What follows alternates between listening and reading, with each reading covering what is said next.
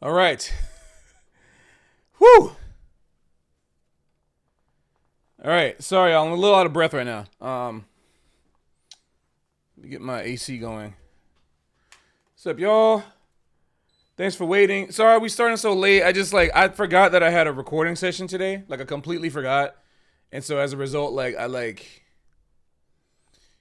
just completely dropped the ball because it was like I remember getting a text message yesterday on stream.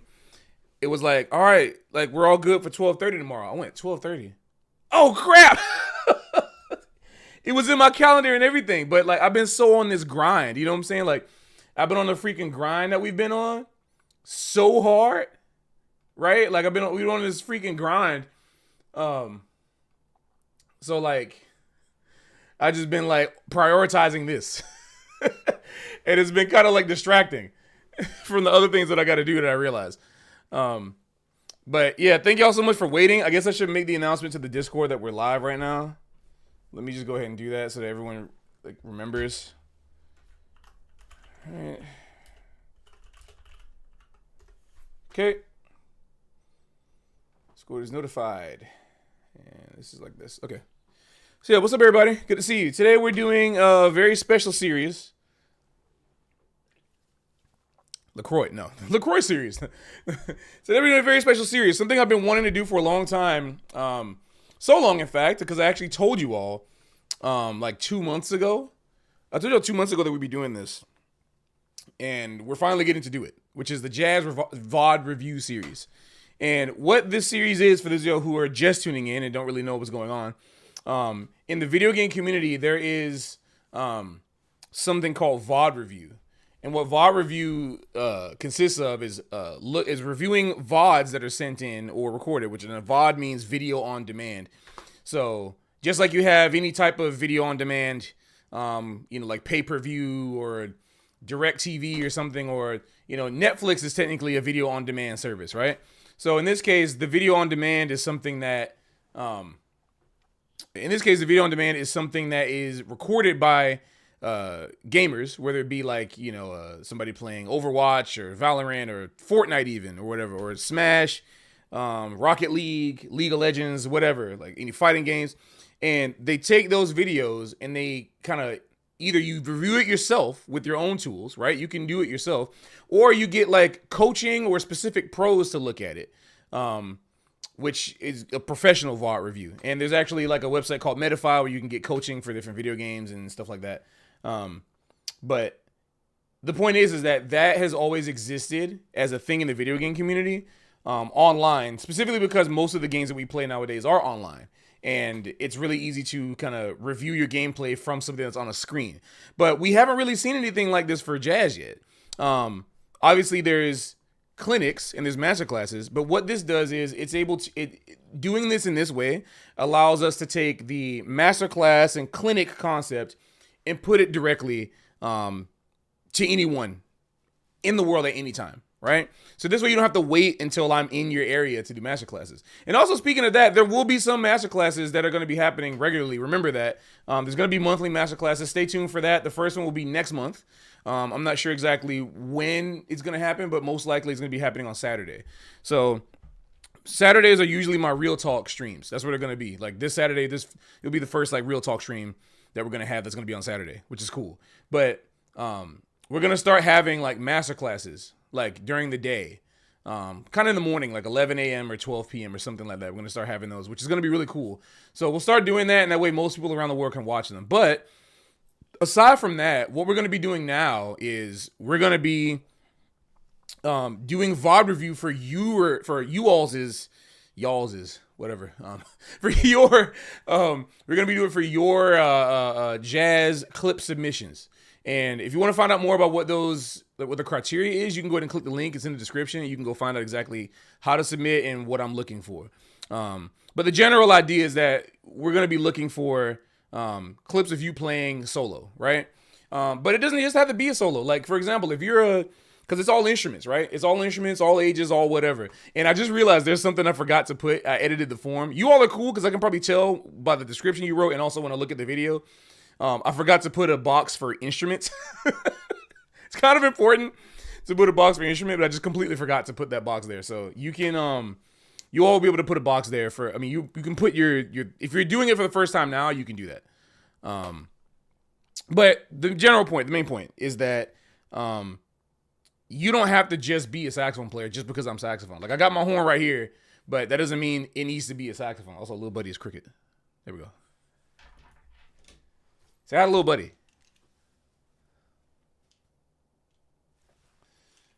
Anyway, so yeah, it doesn't have to be saxophone related. It doesn't even have to be a solo. Like if you want me to like, even though I'm not a rhythm section player, I can at least help, you know, let's say if you're a piano player or a guitar player or a drummer and you want me to talk about your comping. Like, let's say you want me to like, hey, like what are some things I could work on comping? Or what are some things that you look for in comping? Like you want to know the type of things I look for in comping, right? So I can ask stuff like that. I can answer stuff like that, right? So it can be really anything. And but all you have to make sure you do is that make sure you put the instrument in the thing because it's required form. But anyway, so the point is like I'm really excited for this series because I told you all about it 2 months ago and I've been waiting to do it. But since my touring is over, I can finally start doing it. So yeah, I guess a quick disclaimer is that this video right now, not disclaimer, but just a clarification announcement. Hello to everyone watching this in the past. Because this video, the first VOD review stream of every month will be free for everyone to watch. And basically it acts as kind of like a preview of like, you know, like here's what you can expect from the VOD reviews. The rest of them will be unlisted live streams for patrons only. So if you're going to be a patron from tier 1 and above, you'll be able to watch these unlisted live streams. And then, of course, if your video gets selected, then it will be in a YouTube video. So every video, basically everything that every video or clip, whatever, every VOD or AOD, audio on demand, AOD, whatever. Every one of these videos, every one of these clips, let's just say clips, it's easier to say. Every one of these clips will be edited into like a longer video to be put online on YouTube here. So you won't really miss anything. No, basically the point is like no one will miss anything. I'm not sure how long the videos are going to be because I don't know how long my critiques are going to be. And full disclosure, I tried to, because of this recording session I had to do today, I didn't have a time to look at every single VOD in advance. So I did get to check out at least 5 of them and I wrote some critiques down, but I guess this is going to be a react version of the VOD review, but I don't really want to do it like that all the time. So today is going to be a little different than it normally is, but it's the first one. So, you know, is what it is. It's the first one. So I hope you can bear with me in that because that's how we're going to be doing them today. But I do have a couple of notes. And the cool thing about some of these clips, everybody, is that what you hear me say in one clip, even if I don't pick your video, one of the reasons I might not pick your video is because the one I saw first, like if I saw one clip first, right? Because I'm going down the line in order of submitted. So if I just like click on one clip first, and then I see 3 other clips late after that that are all like similar, and if I'm saying similar things about your clip that I'm saying for like 3 other clips, then you still will get something out of it because usually there's not that many specific problems that we have that are not too uncommon, right? So what I say for one video might actually apply to maybe 2 or 3 other videos. So just listen out for that, even if that happens like that. But yeah, so before I start, let me get caught up with chat because there's like a lot of people I forgot. First of all, like holy crap, there's over 100 people in here for this. Thank y'all so much for being here for this VOD review series. This I hope that this pops off because this is something I really think can really help the jazz community, and hopefully it can like breathe new life and bridge gaps in jazz education, in the jazz education space. So I think that'd be really cool. So yeah, let me look at y'all. Yo, what's up, Doge man? That's Popeyes, right? I think I see the same profile picture. What's up, dude? Mackerel, holy mackerel. Yeah, that's Alice, right? I keep Alice, holy mackerel. I remember the comment you had. Yo, what's up, Sanguis? Yo, Juan. Yo, my old student. Speaking of which, what's up, Juan? Speaking of which, lesson forms will be going out very soon. I was trying to do this week, man. I'm gonna still try because I still want to do so. So maybe like I'll try to do something this Thursday. I just couldn't get the sign-in sheet. I was gonna do the sign-in sheet today. That was gonna be the thing I was gonna work on, but I forgot about the session, which is my fault. Sorry, Willie, if you're watching this in advance. I'm so sorry, man. You know how it is. I was really excited to do this, but I just totally forgot. And then we came in and did it, and it was nice. So to answer your question, I can't really reveal what it was, but it wasn't for an album. But it's for something very exciting that whenever he's ready to reveal, again, more jazz education stuff that I actually agree with, that has some serious players on it, that I think could be like a game changer for like actually learning how to develop your ear and stuff like that. Really, really, really. It's great, man. It's exciting. This is the same thing I felt 3 years ago when I first when I stepped back into like doing stuff. Well, not step back in, but when I first stepped into doing education on YouTube, like I'm really excited about the advancements in jazz education that we can make together online, with a lot of different people. So hopefully together with this and all the other things that are coming out, we can start to make some changes, y'all, and we can actually put our money where our mouth is.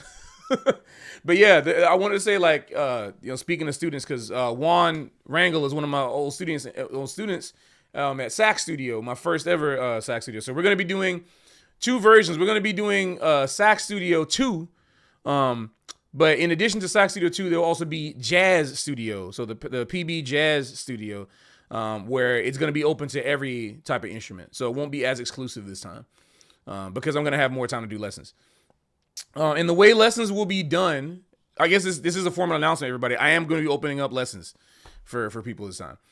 So yeah, I'm excited for that. But it's going to be every Thursday. The lessons will be every Thursday. And I'm going to have a schedule open from like 10 or 11 a.m. EST all the way to like 7 or 8 p.m. the whole day. And I'm going to list up availabilities all the way like now through like January or February or something. So it's gonna be cool, and the reason why I'm doing it that way is because I think it's a lot easier to get more people involved who might not want to take more than one lesson, or they want to like try out stuff, so I'm hoping that this is a way to get people involved with the community a little more. So now through 2030, absolutely not. All right, let me get the headphones on because we're about to get this started. I hope you're all excited because I am. Even just a few submissions that I heard, I was really happy about what y'all sent in. And again, I'm not trying to be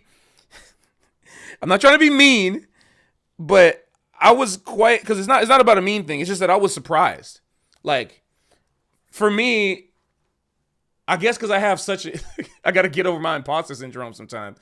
I got to get over my imposter syndrome because I'm thinking like, okay, people that follow me, like they probably like really, really beginners and stuff. Y'all sending in some recordings and y'all sound pretty dang on good. Like actually, like a lot of y'all, like I'm not hearing the thing that I really, really love to hear is that it sounds like y'all are like really trying, y'all are really practicing, and it's really fun for me. So I think that today and throughout all of our reviews we do, we can actually spend a lot of time getting into some deeper details, and I'll try for the most part to cover as many levels as I can throughout this. Like I'm probably not going to do super beginner because there's a lot of resources online for beginners, but I'm probably going to start from like at least intermediate, higher intermediate through advanced through pro, to do that. It's like if you're playing if you're playing Splatoon, like I'm probably not going to review C- gameplay, but I can start at B+ and higher. You know what I'm saying? Like B+ to X rank gameplay to comp, like that kind of thing. But yeah, I'm really happy about what you all submitted, and it kind of intimidated me a little bit. I was like, okay, I got to really concentrate, because I'm just happy that the cats in my community are players. You know what I'm saying? Like, I think what's kind of unique about us, because I thought that I'm not a super technical player. So it's like, I think if people follow me, I'm always thinking like, okay, maybe like they don't got, I'm just being honest. It's super transparent. I'm letting it all out right now. I'm thinking that like, I'm not good enough to technically to attract people that are super technical players, but it was a lesson to me. I had to check my own confidence because I was just really happy and impressed with the stuff y'all sent me. So thank you all for submitting stuff to me. I'm really, really happy to be working with y'all. So You aren't good technically. What I mean by that is what I mean by that is like I go for a lot of stuff. You know what I'm saying? Like I'm not a super clean player, and I know that about me, and that's fine. That's what I mean. I don't mean to like, yeah. Anyway, let me not imposter syndrome over everybody. So, we're here to help. So let's start helping. All right. So today is going to be a shorter stream than usual. I'll just say that. But I'm not going to go for like 3-4 hours. We're probably going to do about 2 solid hours of VOD review and get through as many as we can that way. That way, one, it's not spoiled, and there's also like a lot we can actually get through the pace a little quicker through the video because it's going to be more focused today, as opposed to just like not the usual. Yep, this is my attempt of getting back to being like what I used to be 3 years ago.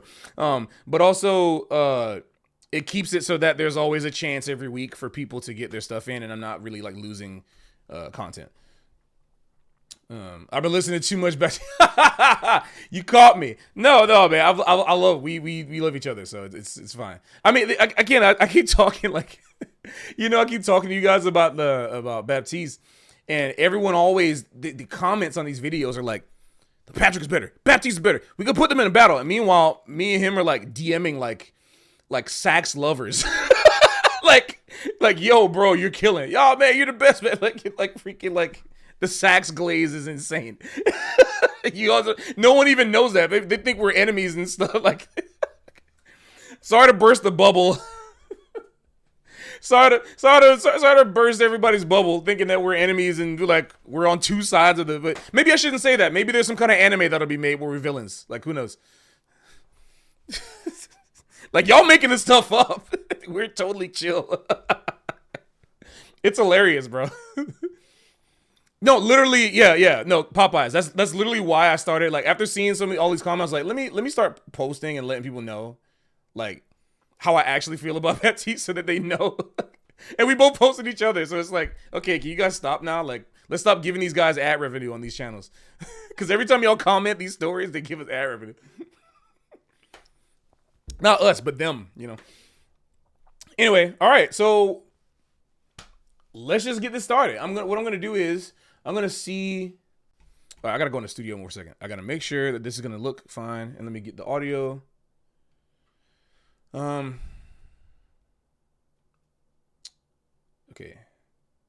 Sorry, I just want to make sure audio is going to be good and all kind of stuff. And good thing about this being a VOD, like this big thing being a VOD that you'll be able to look at in later on, is that you can also skip past all of this stuff. Instead of you're watching live, you have to deal with this now. But what's up, Arson? Oh yeah, give it up for the mods. I think I saw Andy in here too.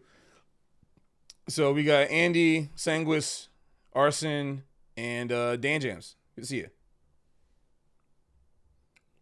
Yeah, start spreading some weird rumors now, Dan. All right.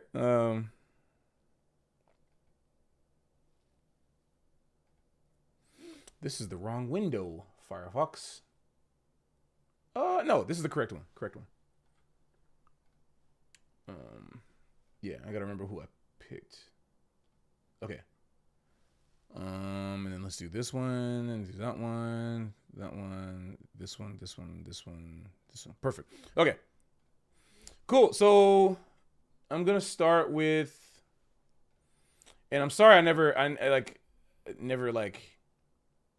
get your name right. I'm gonna start with the ones that like I actually wrote notes for in advance, and then maybe we'll do some reacts later, after that. But we'll do the first ones that I've actually seen a little bit, so you can get a feel for the flow, and then the rest I'll do on the spot for right now. Is it too late to send a video? No, but I will be doing basically an average of about 10 to 15 VODs per video.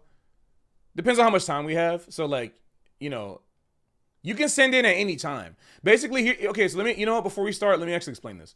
So the way the VOD reviews are going to work here is that if you send in a video or a clip or audio, any type of clip, you send in a clip, it won't expire. It's not like this form is going to go anywhere. I'm never closing the form. This form is going to be here forever. And I'm going to get to your clip whenever I can get to it. Because right now, like, I was just kind of looking at all of them in in order that I got them and seeing if there were any duplicate styles, like if there was like 3 beginners or 3 intermediate, 3 advanced that have the same issue or whatever, stuff like that. So basically, if you put in a VOD now, it might sit there for 3 months. Like I'm just being honest with you because we're doing this every week, right? It might sit there for like 12 weeks, but there's at least a chance to get to it. So it's never gonna like disappear, basically. But yeah, those of you who are familiar with the competitive game terminology understand what I mean by VOD. Okay. How many VODs have I already received? Yeah, I have about 37 responses right now, which is amazing. Like, that really is cool, y'all. I appreciate it. Shuffle the VODs. I'm not shuffling the VODs. I mean, I was thinking about that, but it's kind of hard because I would have to put them all into a playlist, and that'd be kind of complicated. PB watches Pro Chart. Yeah, he's a friend of mine.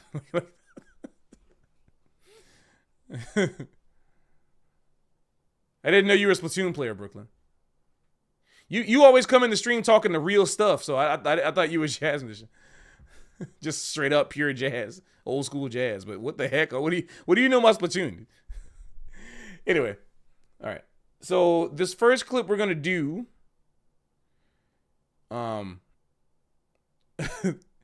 is I've been trying to say his name, Svet. I think that's what I've always called his name, but he knows who I'm talking about. And the first clip I want to look at is actually a clarinet clip, not a saxophone clip. So that's really cool. And it's because that was the first. Again, we're just kind of going in order of what I saw. And so we're going to be doing a clarinet clip to start off the VOD. And he's a very talented clarinet player, 19-year-old from Bulgaria, I think. He's either Bulgaria or Hungary. I'm just trying to remember. But yeah, incredible clarinet player. First met him when he was maybe 15, 16 in our server, and he's been tearing it up. Yeah, it is. Yeah, Svetomir. I just call him Svet. Svetomir. Yeah, it's him. And he's awesome. Awesome player. He sent in a clip from Instagram, and then he sent in some stuff, some additional information. Yeah, okay, Bulgaria. Yeah, yes. Ceci. I think he wants me to call him Ceci. Like CECI. Says the Bulgarian guy from the Discord. Says the band that he's playing with, they call themselves J City, which is inspired by my J Music Ensemble, which is awesome, and I appreciate that. So let's go ahead and check out this song. This is a cover, actually, of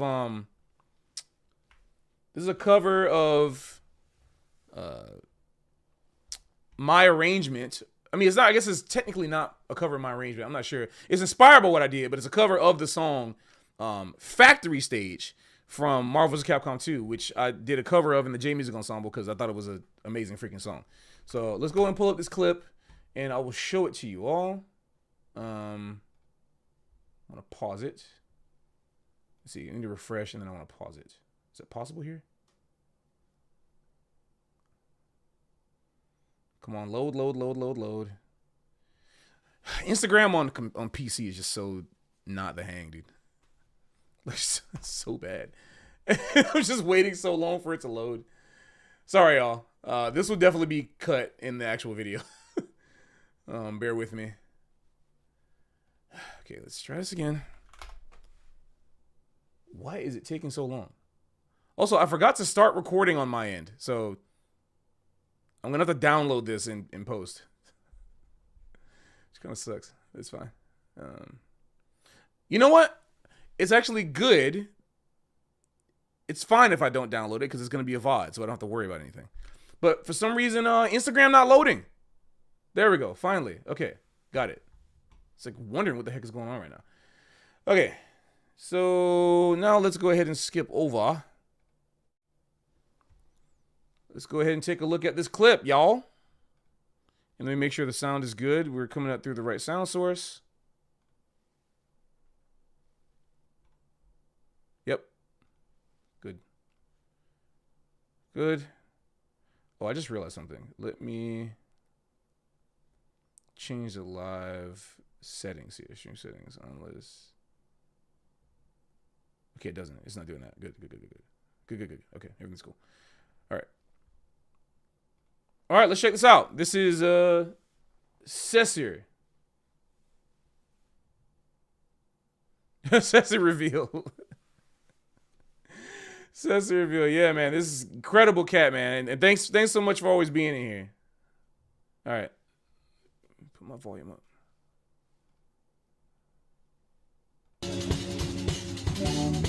Y'all hear that?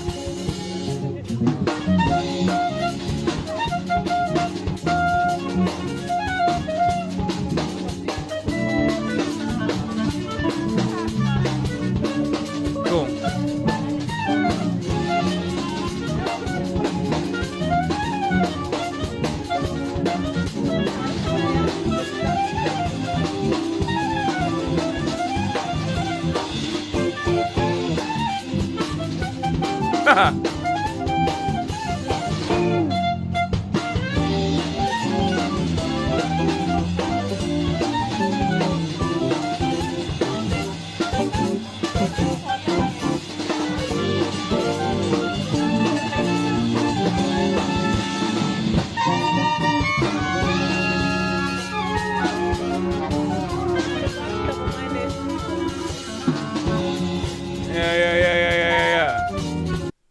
Yeah, man. So I think that was the end of it. Yeah. Nice, man. Great. I mean, like, you know, it's good stuff. Just really good stuff in general, man. Hold on real quick. Let me I need to switch something up real quick. Because I want to make sure. Yeah, this ain't happening. Hold on.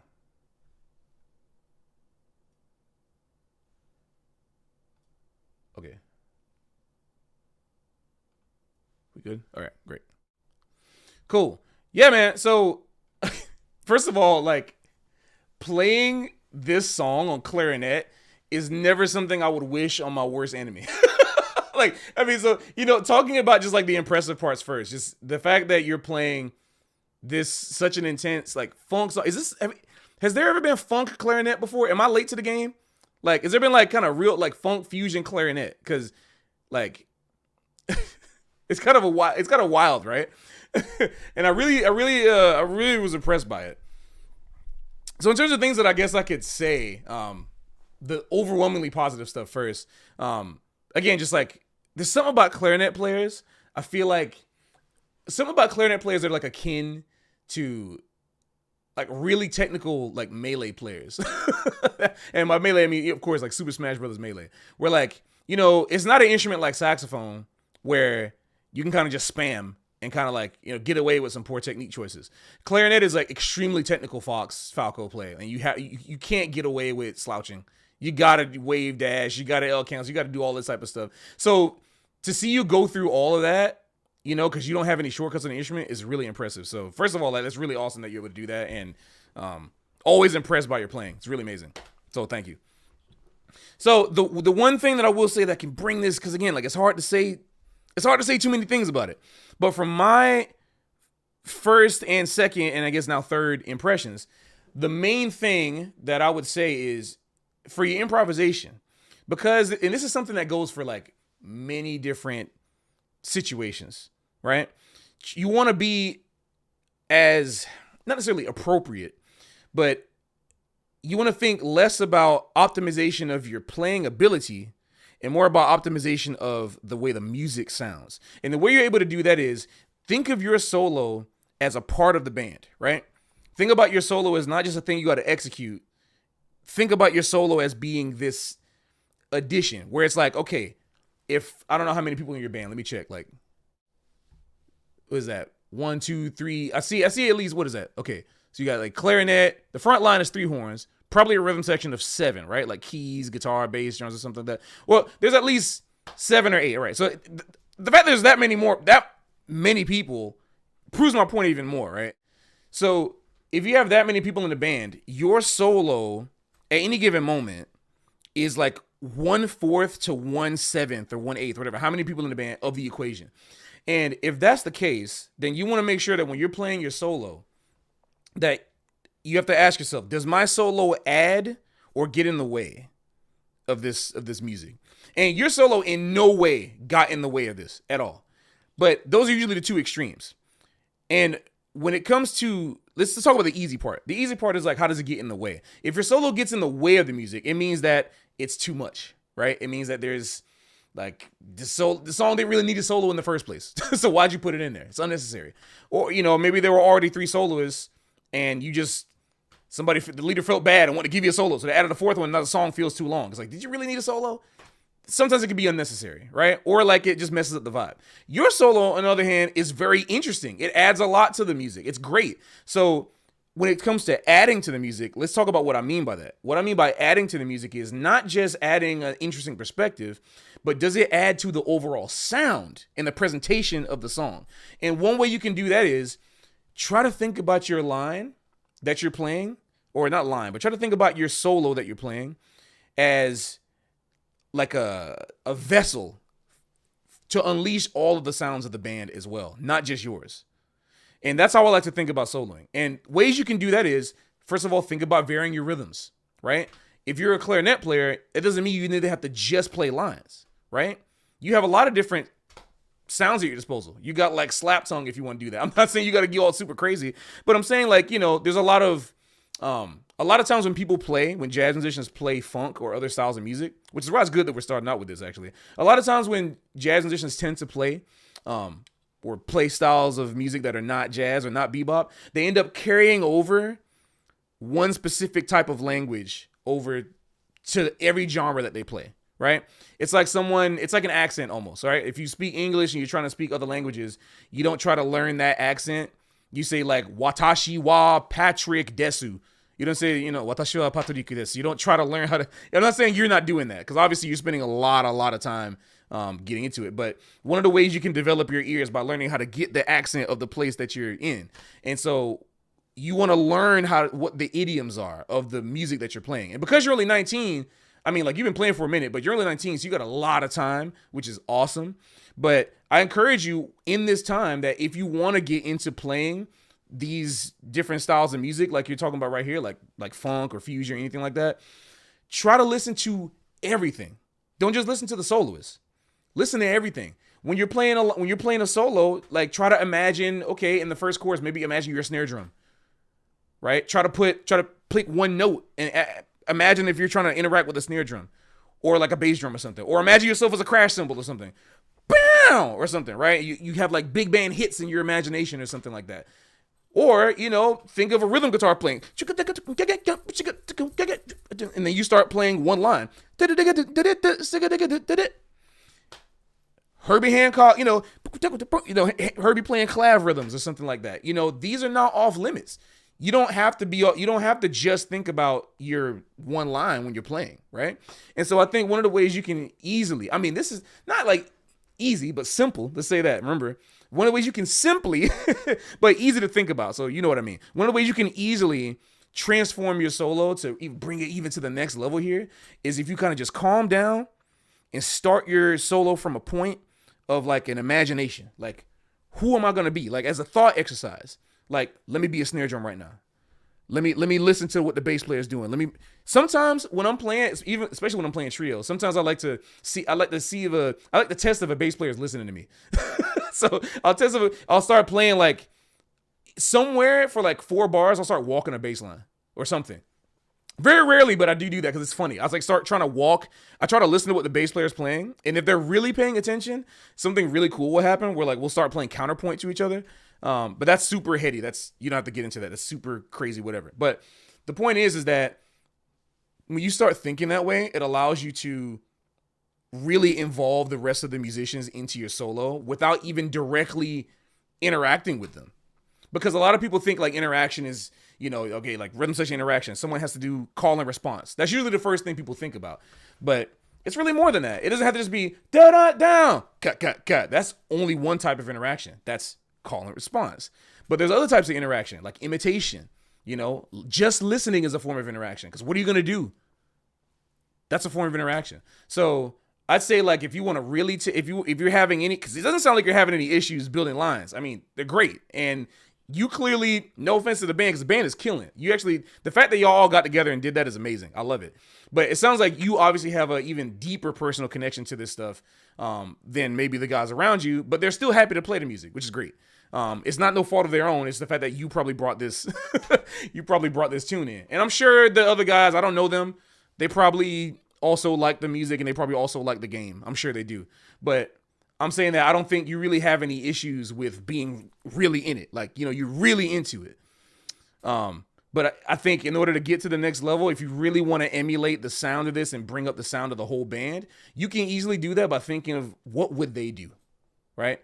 So that's kind of the main thing I would say to you. But great stuff, man. You know, keep doing what you're doing. I'm always looking forward to what you're doing. And everybody, y'all can go check him out online too. Everybody go check out Cesar online. He's a great cat. So yeah, let's go to the next video. But before, let me look at the chat real quick.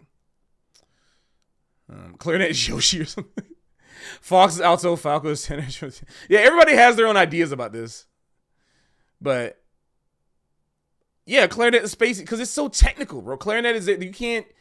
There's no buffer. You can't buffer clarinet. Like I was talking with Jasper about this. Like Jasper, dude, you can't buffer with clarinet, dude. Okay. Yes, all right. This next time I'm on the bandstand with Patrick, likes to walk bass line on sax, play counterpoint. So here's the thing. Don't predict it. Anyway, okay. Let's go to the next let's go to the next form. So this next one I want to look at actually is let's see here. Hold on. Let's do this first so I can pull it up.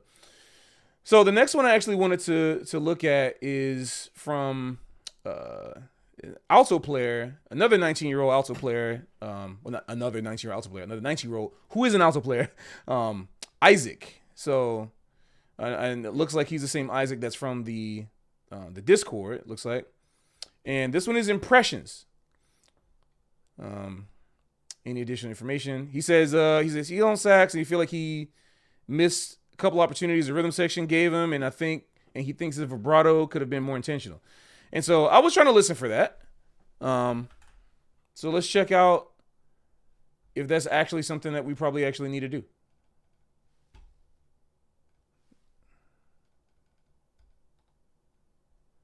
Thank you, new tab.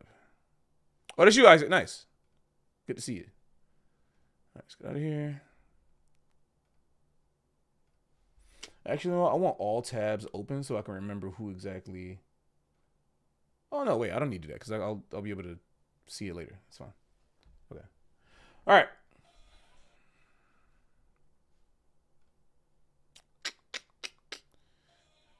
Why does it keep doing that?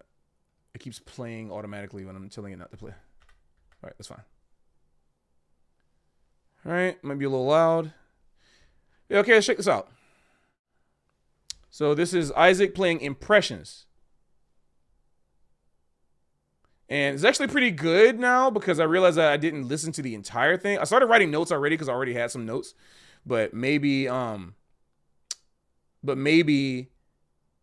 this is a situation where like I also react to, which is kind of cool. So sup, Belinda? No, I'm in New Jersey. I am not in Florida anymore. But good to see you again. Please don't say anything embarrassing like last time again. Please do not get a first impression. As you say, that's hilarious. Everyone in stream remembers the last thing that was said. All right. Cool. Let's check it out.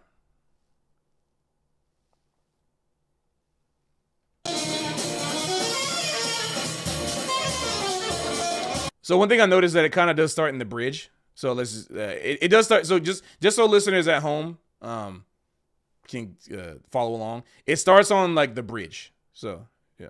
All right.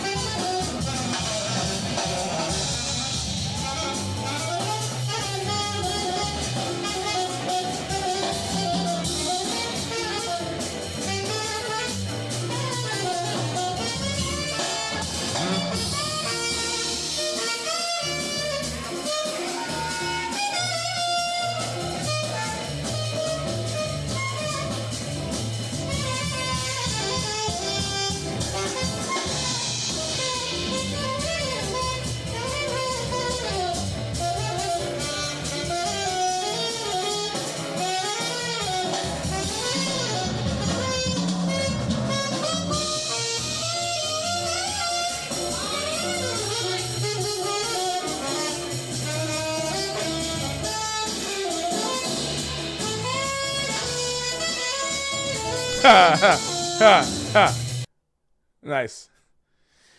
Wow. Okay, killing. Yo, great job, Isaac. Great job. So you did the thing that, first of all, I mean, like you went for it. Which is like the thing that's one of the things I want to talk about with all you guys' clips is that for the most part, I never really had to say anything about like putting more air in the horn, which is amazing. Like I don't have to say anything about like go for it more, which I mean, I guess that's proof of the community. It's awesome, right? There's a couple of things, of course, in the rhythm section. Like I think it was around this point. I'm trying to remember where I think maybe a piano player. I think there's some kind of wires cross. I'm not exactly sure what happened. There's some wires cross here, but.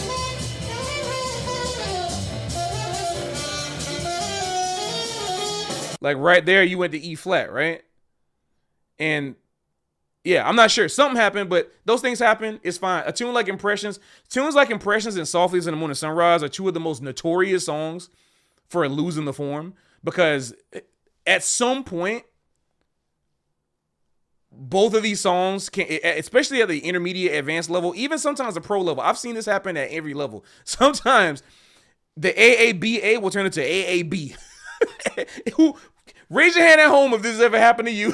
This happens to everybody, every level. I've heard pros get into this. It's crazy. So you don't have to beat yourself up for that if that happened to you, or if the piano player happened to them. If you're watching this too, it's fine. It literally happens. So, but it's a little detail, and the good thing about it is that unless you're watching this video, the audience has no idea that it even changed.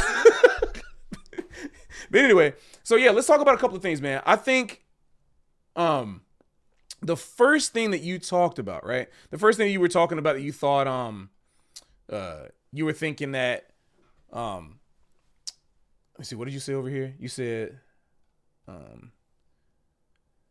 you feel like you missed multiple opportunities the rhythm section gave you, and the vibrato could have been more intentional.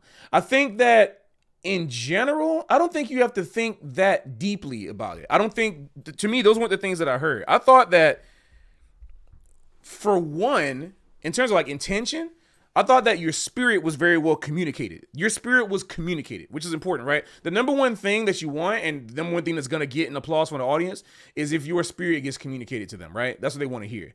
The things that I think can be improved is this is why like I feel like there's a lot of sometimes repeat videos, right? And repeat clips. So if I come across some other clips, great, then maybe I'll skip or whatever if it's the same thing. But this can be said for a lot, and this is like a general note, which is it's nice that there's some opportunities for general stuff.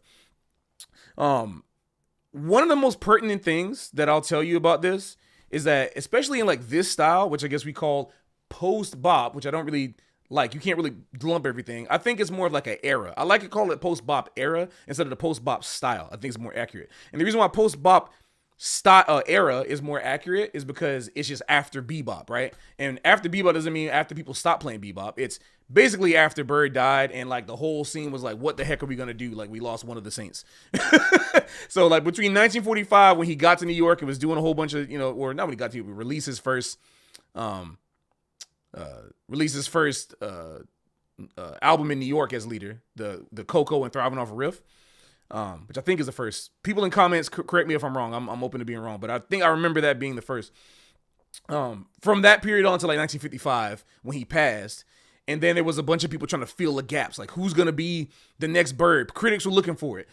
I don't think the musicians were necessarily looking for it because they wanted to give respect to him. And they knew there were not going to be another Bird. But the critics and the record labels were looking for another Bird. I'll tell you that much. But what ended up happening, the truth is that people started being like, okay, there's room now since Bird is gone. I don't think they were thinking about it exactly like this. But by proxy of Bird passing, he left kind of the door open for the music to grow in a direction that it probably would not have went in unless he was like a part of that direction, because he was such a commanding force in that direction, right?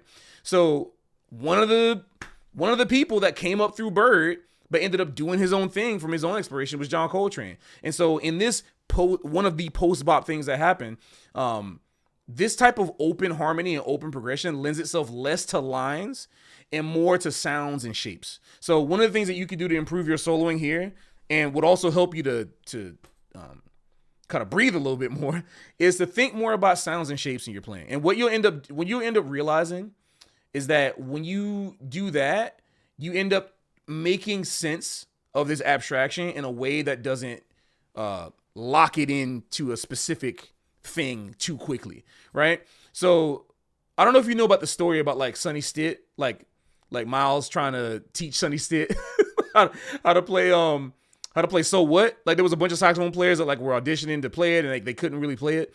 And Jimmy Heath was telling the story of Miles saying this. And when they asked how to play it, Miles was saying, it's the white keys and then the black keys. And he's like, what? It's like D minor. And Miles like, no, it's not D minor. It's the white keys and then the black keys. And I'm like, yeah, I love that. That to me is because to me that was the biggest shift in music that happened from like bebop to after bebop. That was like the biggest shift. And so I think it's really, even though that's funny, right? It's a funny story. It's really important to keep that in mind because this music was exactly about a certain type of freedom. Not freedom from, it's not like freedom away from whatever, because you can still play lines. There's no rule against it. It's just that if you lock yourself only into lines, you're locking yourself away from all the different potential ideas that you can have at your disposal, right? So instead of playing, I guess I got my horn here, so I'll try to demonstrate.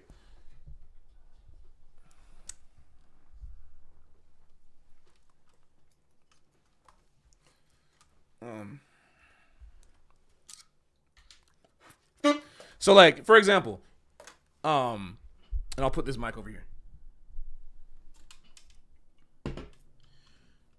All right, for example, right? Like if you're, so I'm talking into this microphone, so I'm muted. So if you're playing a song like Impressions, right? If you're playing a song like Impressions, if you exhaust all of the things that you know theoretically, kind of like at once, you'll notice that you kind of run into a problem where you kind of run out of ideas really quickly, right? So, anybody, you know what I'm talking about? Let me move this out the way so you can see. So like, you'll run into like a problem, right? Where you run out of ideas really quickly because you're trying to string together. You're trying to like play strings with nothing to string together. So one of the best ways to solve this issue is to start with smaller ideas first, right? Start with smaller ideas first. And not only start with smaller ideas, start with abstract concepts, abstract shapes, colors, imaginations. So you can play arpeggios, you can play rhythms, you can do whatever, just like, or play whole notes. Start big and then get smaller. Because if you end up playing this way the whole time,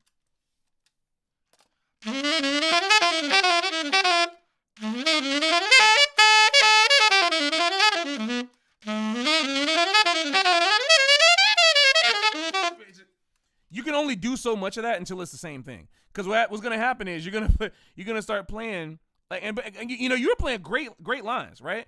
But at a certain point, you start to realize that during the solo, if you can't execute a certain line, you might fall behind a little bit. Or if you're trying to play a line and you're really trying to get it, the chord might change and you might mess it up because you're thinking too much about executing it. And then it means you're not listening to so the thing you were talking about, hey, like maybe it's, I'm missing some rhythm section cues or something. Like, well, you won't miss the rhythm section cues if you're playing something simple enough that leaves enough space for you to hear what the rhythm section is doing. You know what I'm saying? So, I mean, it doesn't matter how crazy you are as a player, how much technique you got. Miles and Train both did this. I mean, like, you know what I'm saying? Like being able to understand. But the thing is, that requires a really deep understanding of phrasing, right? You do have to understand phrasing, which means you got to understand what a 2 and a 4 and an 8-bar phrase feels like to be able to do stuff like that. But also, even if you want to break phrase markings, play some shapes. I wish there was some harmony or somebody to Arson jump through the screen and play piano for me or something. If somebody could help me play harmony. But try to imagine the chord changes of what I'm doing, right? So like 1, 2, 1, 2, 3.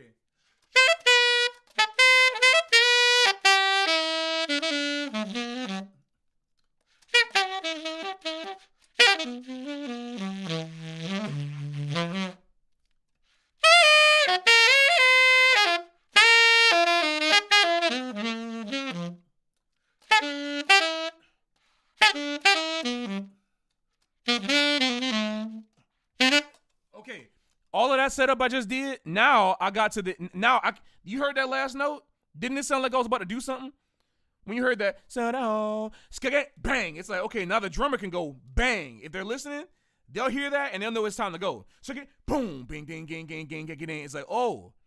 So all of a sudden, instead of me just running lines the whole time and then running lines till I hit a roadblock, because you just run lines and lines and lines until we hit a roadblock. Like, I'm not trying to rag on you. This is something that this has happened to me. This happened to a lot of people. So this is like, it's like you'll play lines. Like, I'll give you an example of like playing lines, like a good, decent bebop vocabulary impression solo, and why this kind of playing fell out of favor with the younger musicians in the later 50s and 60s. 1, 2, 1, 2, 3.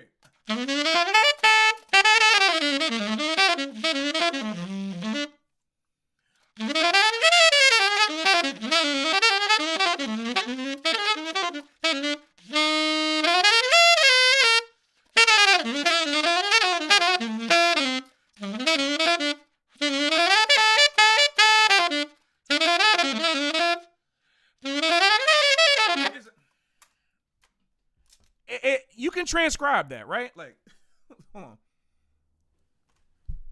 I think you can transcribe that, right? Anybody's like, oh man, look, this is a great chorus of impressions. It's look, it's hey guys, new Patrick Bartlett just dropped. Let's transcribe this. Yeah, but it's like that don't really. It's like it's cool in his textbook, but. And I probably could have played it. Like I don't know if you heard at the end, I was trying really hard not to play motivic stuff. Like I was trying to just play lines. Like just play lines. But the point I'm trying to make was that it doesn't really leave a lot of room in this type of music, right? Where it's just kind of open all the time. It doesn't leave a lot of room, and it kind of for more. It doesn't leave a lot of room for developing. It just kind of puts me in a situation where if I start like that, I must keep playing like that. Like, you know what I mean? It means that if I'm doing that, I must keep playing like that. And if I don't, it's going to start feeling weird. And then you get into that kind of headspace where you'll be going and going. You play your best lines. And then all of a sudden you start playing some whole notes. This happens to everybody. It's like, I've been through this when I was younger. I know what this feels like, where it's like this. Like you start playing something really intense. And then it's, like...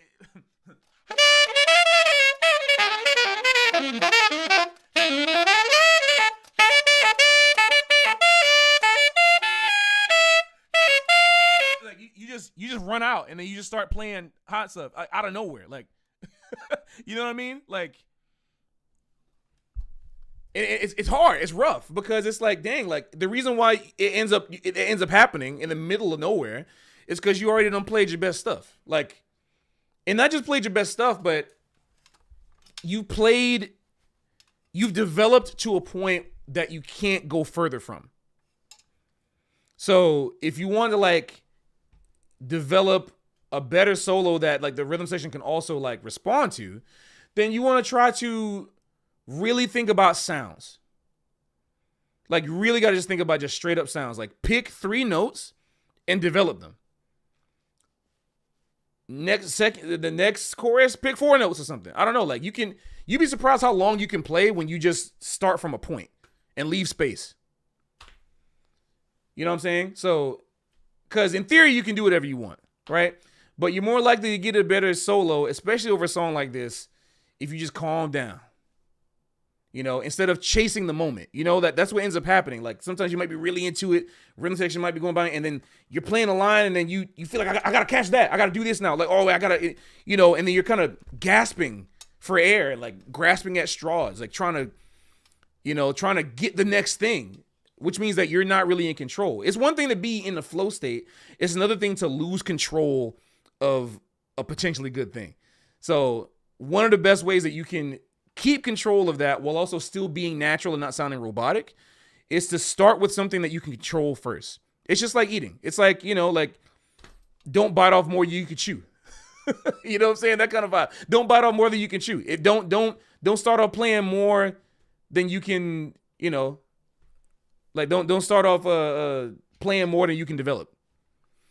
I think that'll that right there will solve all of your issues that you're having right now about thinking that you might have missed some rhythm section, because it's not really that. I mean, like, your bass player looks like, they might have got tired from playing, like, it's a crazy tempo to play for that long. The drummer was calling for somebody to come over. Like, there's a lot of things that you didn't see because you were in your moment that weren't your fault. It weren't your fault. So you don't got to really beat yourself up about that kind of stuff. Like, the piano player also, like, sometimes was, am I at D or am I E flat? I don't know. You were doing this. There's so many things that have nothing to do with your development. You can calm down about that. You don't got to worry about that. That's not you. So focus on the things that you can control and you'll be good, man. So yeah, great stuff though. That's what I really want to say that. Great stuff. Thanks for the clip.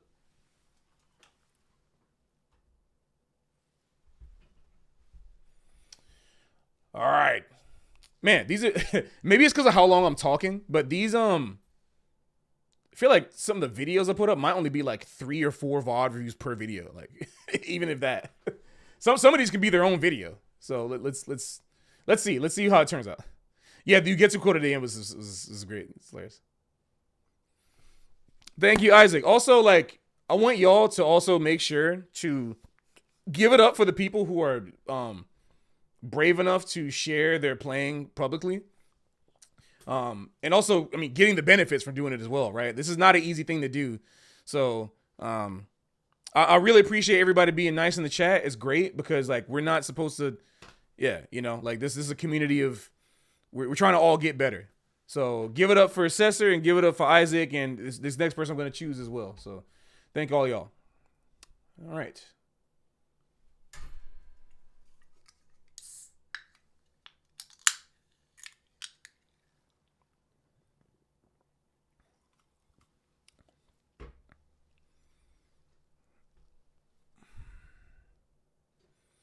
Edon. Oh, you probably know him. Okay. Shot. Yeah. Not sponsored. Look what. Do you know what sunshine tastes like? It tastes like this.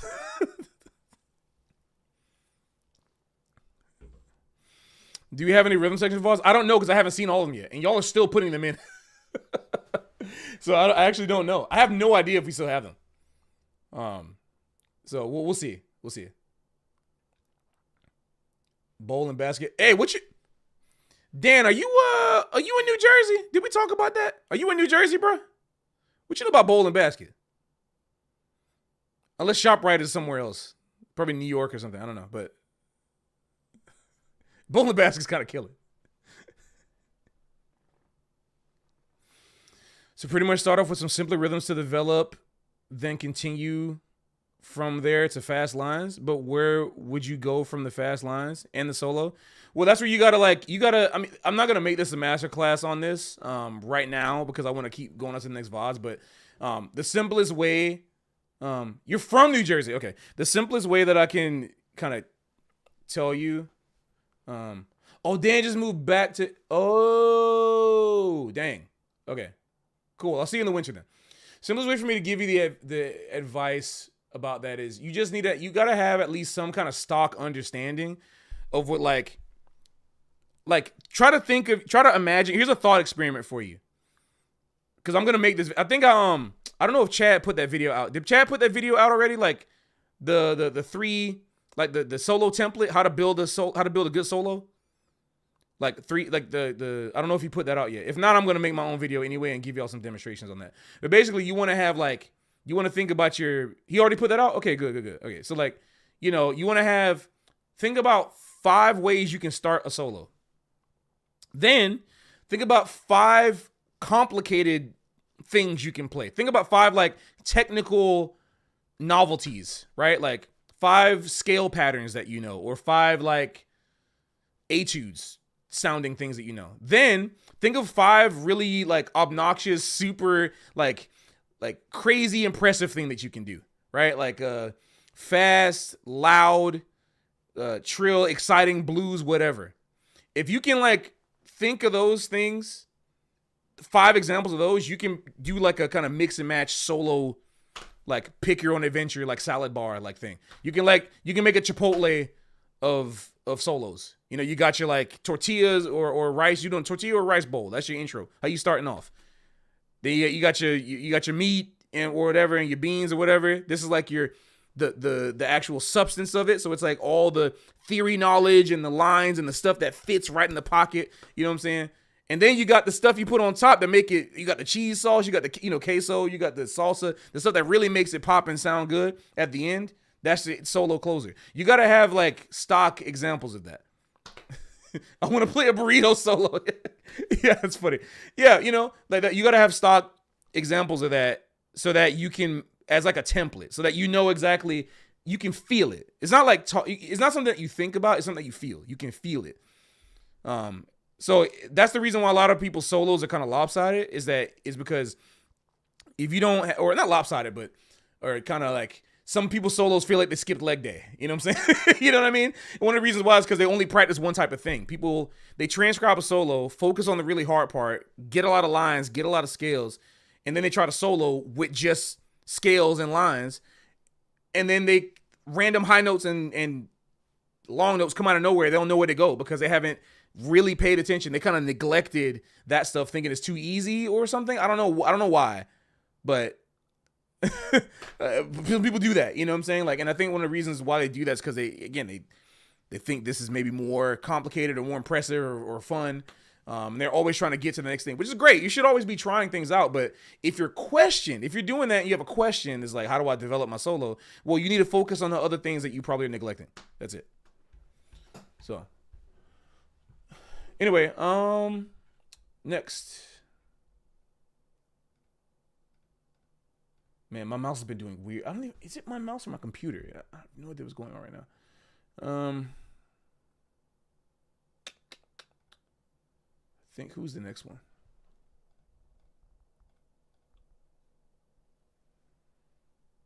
Ah, yes. The next one is a trumpet player. This is because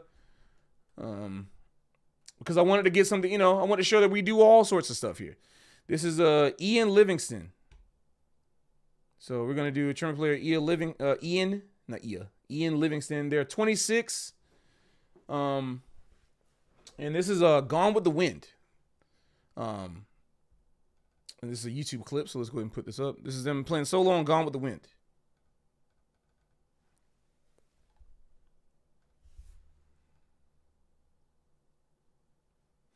And I remember checking this out before. Oh, yo, so Ian, you're here. Good to see you. So I remember like, being really impressed with this solo. It's a great example of how to play a good, clean solo. So let's check it out.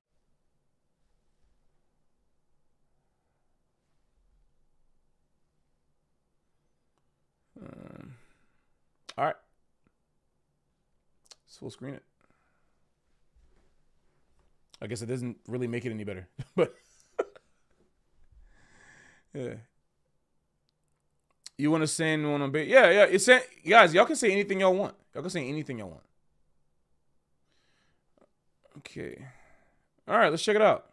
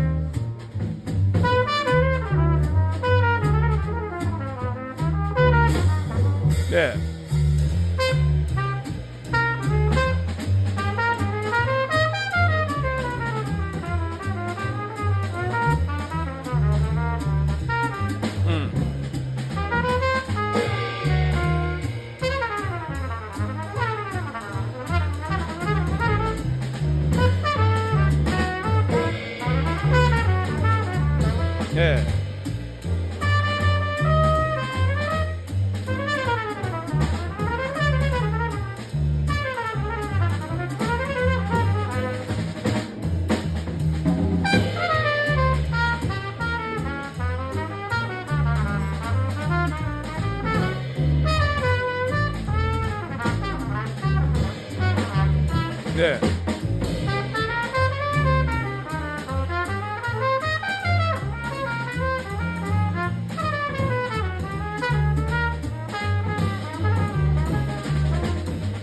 Yeah. Good stuff, man. Very nice. Very nice. I enjoyed that. So, hold on real quick.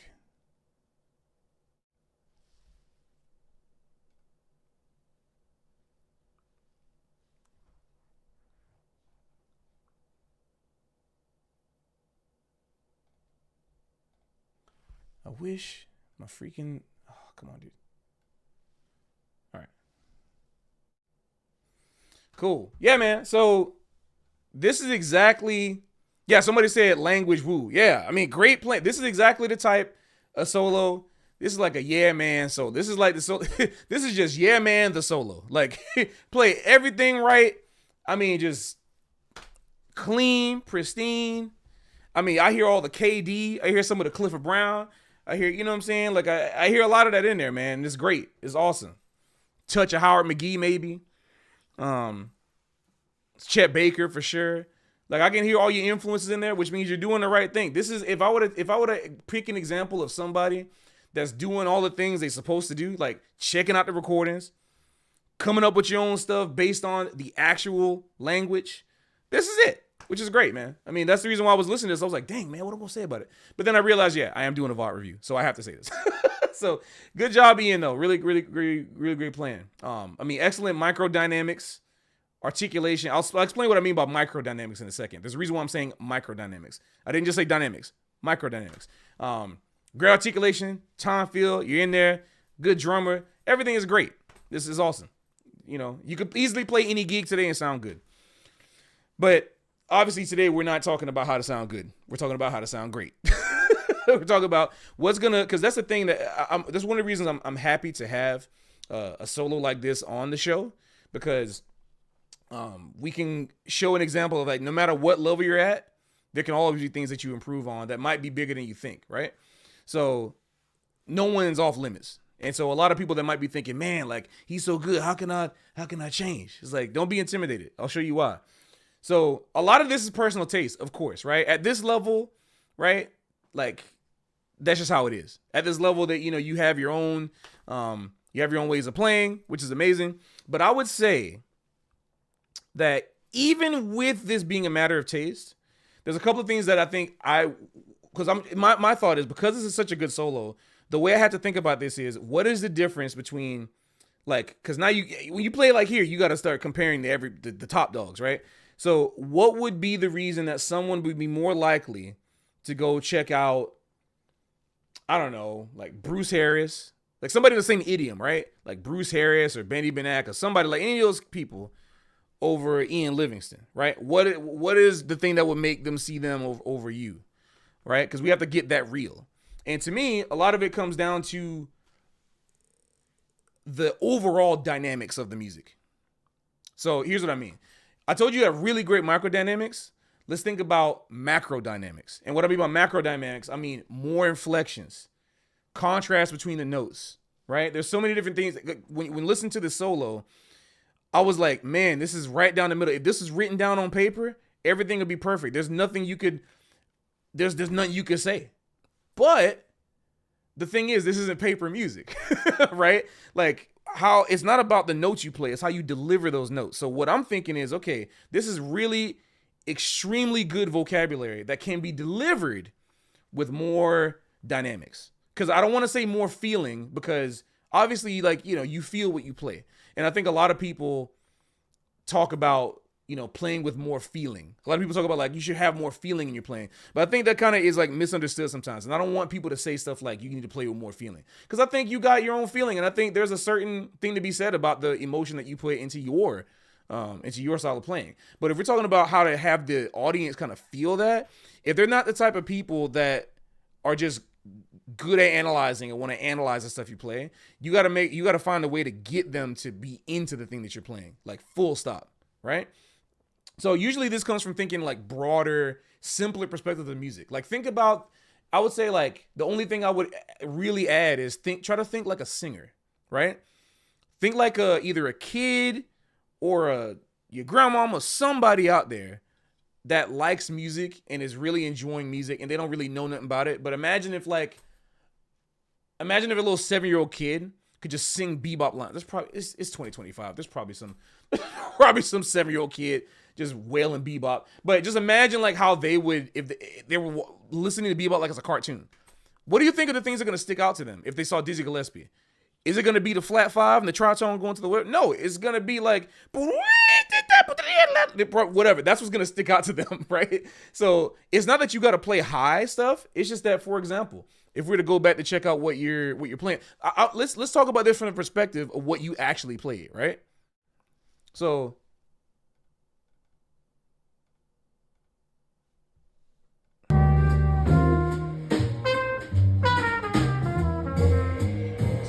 like, even right there, you can even push that back a little bit, exaggerate it a little bit. You know what I'm saying? Or let's keep going. Let's keep going. There's more stuff. Even right there, think about like a big band. Like, oh, get some attitude on it. You know, put some like there. This is with your own language. This isn't even my stuff. I'm not giving you lines. This is what you're playing. So like, you know what I'm saying?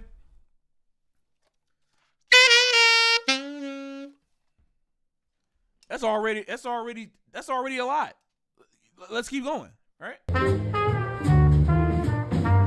Okay, right there, you can be super in the pocket, or whatever you play. I think it was something like that, as opposed to, you know, and now everyone is suddenly listening to you. You know, like. So much of this music is the art of getting people to listen to you. It really is like that. It's crazy, right? Like, but when delivering when playing a solo, you want to think more about delivering a solo as opposed to just playing a solo. Like, you know what I'm saying? You want to deliver it, hand deliver it. Don't make them have to come and pick it up. You know, like hand deliver the solo. You know, like here it is.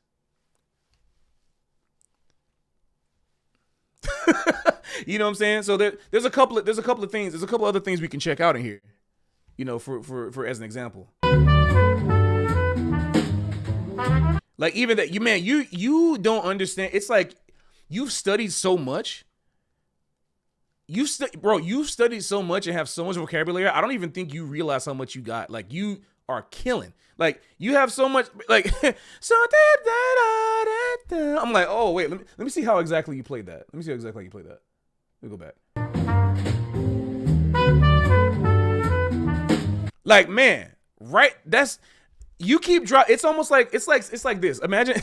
Okay, let me put it this way. Like imagine if somebody's like, I wish I had like a. What's an analogy? I'm trying to think of a good analogy for this. Like the amount of language you're putting out is akin to like someone. Okay, I got it. It's like imagine. Hey man. So like I mean how to do this? So imagine like there's a friend you haven't seen in a long time, and the conversation is kind of like this. It's like, oh man, like you know, you just got back. I see you just got back from Paris, man. Like you know, you were living there for a year. Like, what changed? What's been going on? And it's like, oh man, a lot of stuff happened. And then all at once, immediately one after another, imagine he says, yeah, so I got married. And then we had a kid. Oh, you know, my uncle died. Man, I found out that the cure for cancer is actually a banana. Man, did you know that bananas actually came from this? Oh, you know my uncle invented the banana. It's like, yo, whoa. Yo, chill, bro, chill. You're dropping so much stuff. What? You got married, had a kid. Bananas a cure for cancer. Your uncle invented. Yo, there's so much stuff, bro. It's like, bro. Imagine that. Like, I know it's the dumbest thing. I'm just trying to think of something to make it like, like you got so much language, but you're kind of just delivering it like everyone already knows the information. You know what I'm saying? Like it's like you got this information here, and it's like, yeah. It's whatever. I just won $1 million and I don't have to pay taxes on it. Oh yeah, my student loans are paid off with like, they were like $2. I didn't have to deal with it anymore. Oh yeah, my mom's the queen of a new island. Yeah. Anyway, what did you want from Chipotle? That's what it feels like. So, and I think like, man, because when I'm listening to people who really know what they're like, for people who really know this stuff, if you give every single thing that you play to like, I don't know, Winton or somebody, whoever, just a great, like whoever the great interpreters of jazz trumpet are, if you give them these lines like this one you just play, I'm really stuck because I like this line like this one. Like you can, you don't have to oversell it. I'm not saying like, I'm not saying you gotta put some stank on it. No, not everything gotta stank. Something can smell pretty, but like you can play it with a little more just macro dynamic. You know what I'm saying? Put some more of your personality on it. It don't gotta be a lot. It's not. I'm not doing that. Like it's. And have that beat, in everything I just played, right? What's the difference between two of these?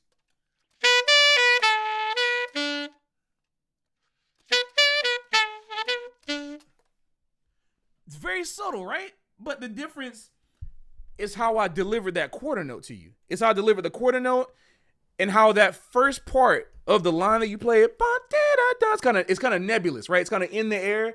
That's the part that makes you see stars, like not like a view, but like kind of look up and stare at the clouds, like that's like that kind of line, that kind of language is you are playing lines that are in the long lineage that traces back to like Louis Armstrong and King Oliver and Freddie. Like that's the type of stuff you could play.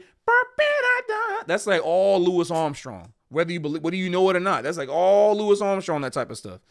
And there's a lot of weight behind that. And the way that like Louis, like how Louis like looks up into the air, right, and just does that kind of stuff. That's kind of what this is like, right? But you can play it kind of laid back, and then you start off kind of in the air, and then you drop it right back in time. You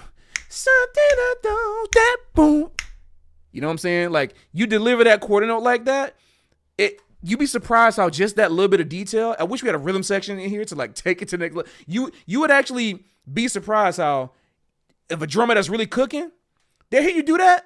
If I was playing a drummer, I'd be like, boom, boom, cat, or at least boom, boom, and then you got a downbeat of a quarter note to pivot to something else.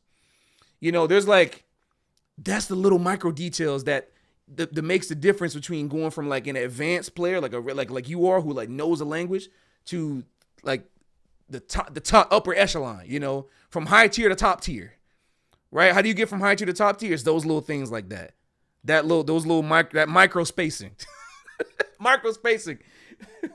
So, but yeah, that's kind of the main thing I want to talk about because otherwise, like, bro, like again, I don't have to go through all of this. I mean, you play some like 16 note lines, like man, see if I just told you like, banana's a cure for cancer and like my uncle invented it and my mom's a queen of an island, imagine what those 16 note lines you played would have been like. So, but all of it's like, oh, it's like truth nukes. Like you just like, that's like saying, oh yeah, I found a time machine. I went to the future. We're cooked. And it's like, out of nowhere. Like,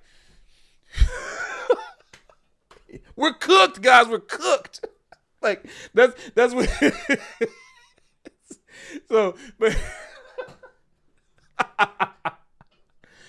hey man, I went back to the past and changed the trajectory of everything. You're not even real anymore. Like, but yeah, man, I mean, killing, just great playing, man, and thanks for submitting your video again. Applause for Ian, great trumpet player. All right. That was Dupe. God. So the do people who beat law. All right.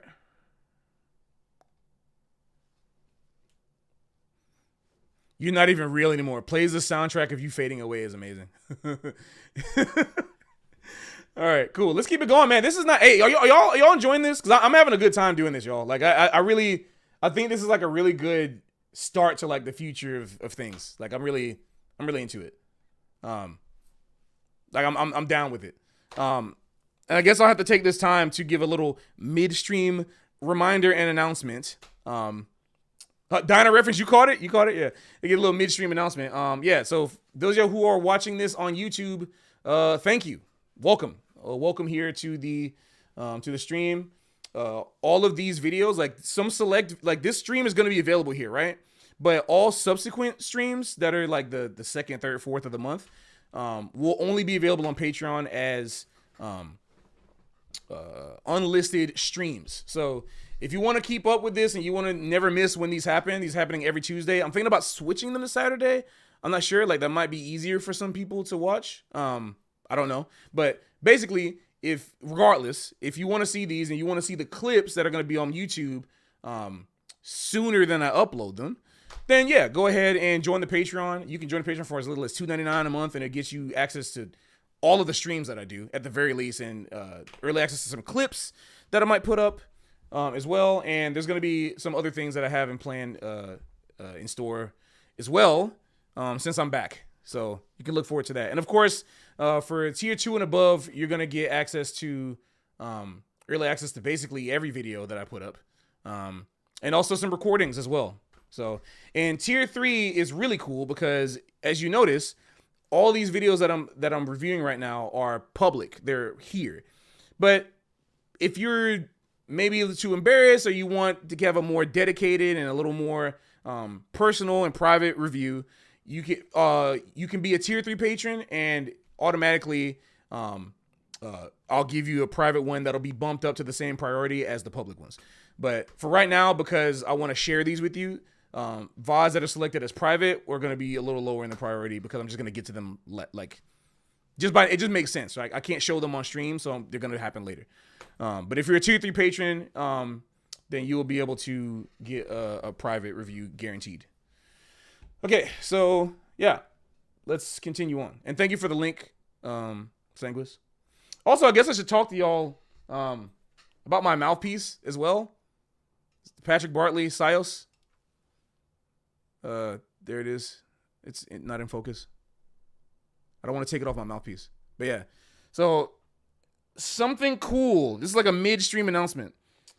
Something cool just happened. I'm going to announce this first.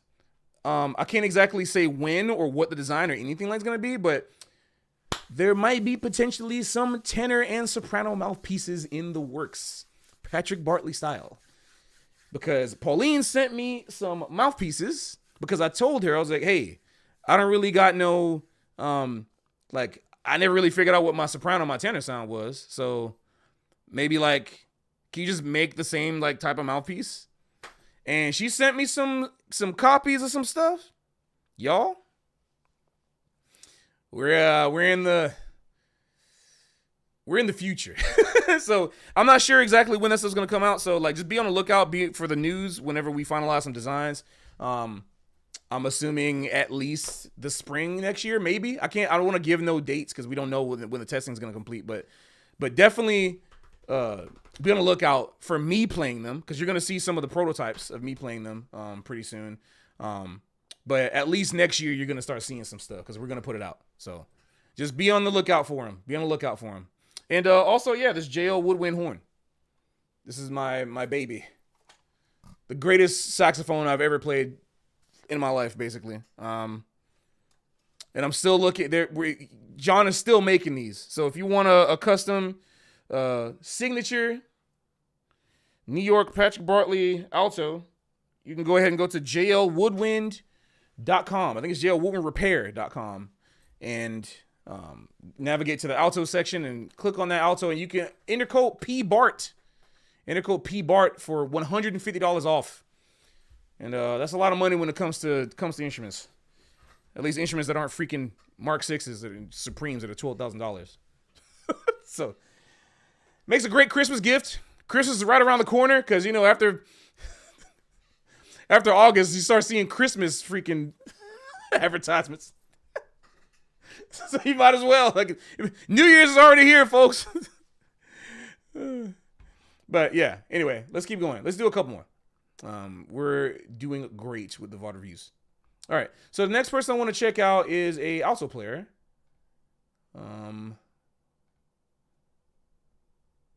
And their name is his name is Spencer Bowie. Let's check out some Spencer Bowie. And this one was cool because I wanted to include at least an original composition. So this person, while Chris is just a week away. Yeah, I know. Mariah Carey jump scare isn't coming. Hilarious. Yeah, so yeah, Spencer, I don't know if Spencer's in the chat right now, but yeah. Either way, since they're going, Spencer says he's going for more of a maiden voyage type of vibe, inspired by a lot of Wynton Marsalis' album Black Codes, which is, I mean, Black Codes from Underground is one of is a great album, top tier, X tier album. Specifically the track For We Folks. They said this composition was written when they were in community college when they were 19. So he is 23 now. So this is he wrote it 4 years ago. Clip is from an undergrad combo concert. So imagine it's probably like sometime ago. I'm not exactly sure. I got to check the date. Says it wasn't a lot to stretch out due to time restrictions, but that's cool because it's perfect. So I'm not the thing about this video is that I think he only wants me to check out the solo probably. So I'll probably the video is like 9 minutes, right? And y'all know that the restriction like is the video has to be less than 2 minutes 30 seconds. But if the solo is short, then it should work fine. So let's go ahead and just try to pull this up. New tab. Okay. Cool. All right. This is the song New Heights, which is an original by him. This let's check it out by Spencer Bowie.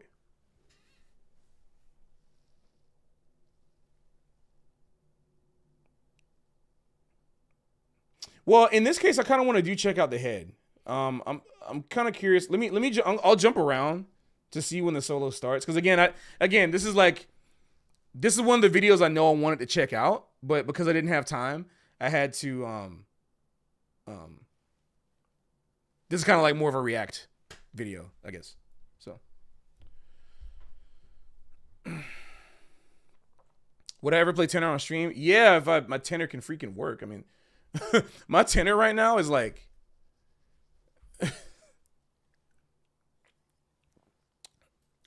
not happening. It's a $400 Bundy 2 tenor from like the swap shop.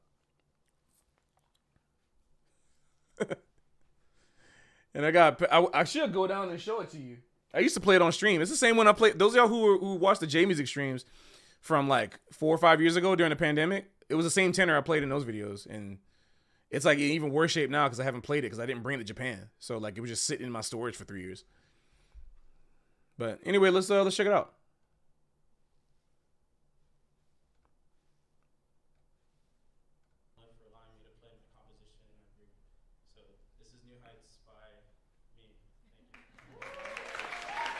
All right, so I heard a little bit of the beginning. Let's just play a little beginning anyway. Let's play it.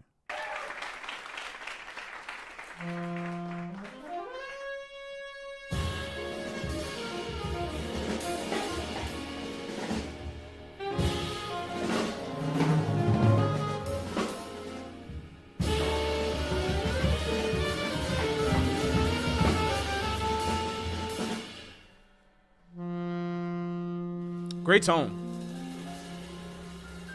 Great tone, nice subtone, all of that stuff.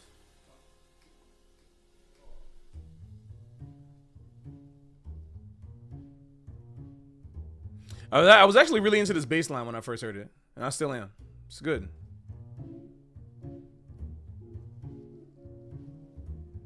It's like nice, it's grooving and all of this. It's nice. Nice composition, man. I mean, that's what I like the most, man. Is like we get to like, you know, share this stuff, you know, and like expose players to like a new audience, man. So everybody that I show here on stream, go follow them. Go follow them everywhere.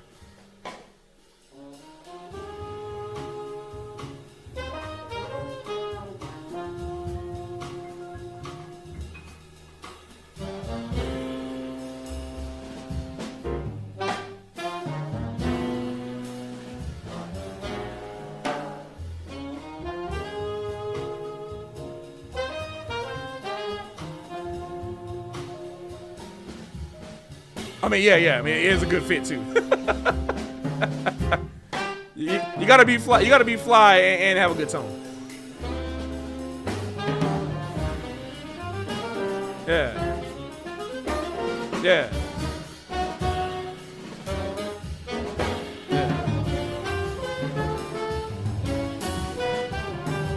Okay. Yeah. Yeah.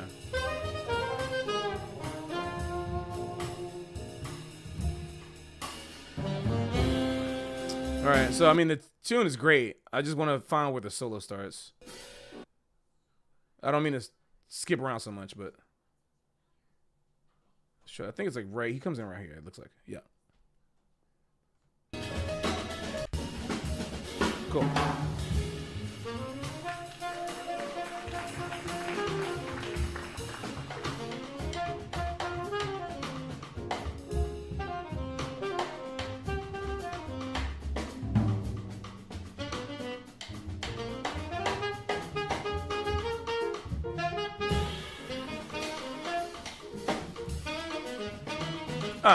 Yeah.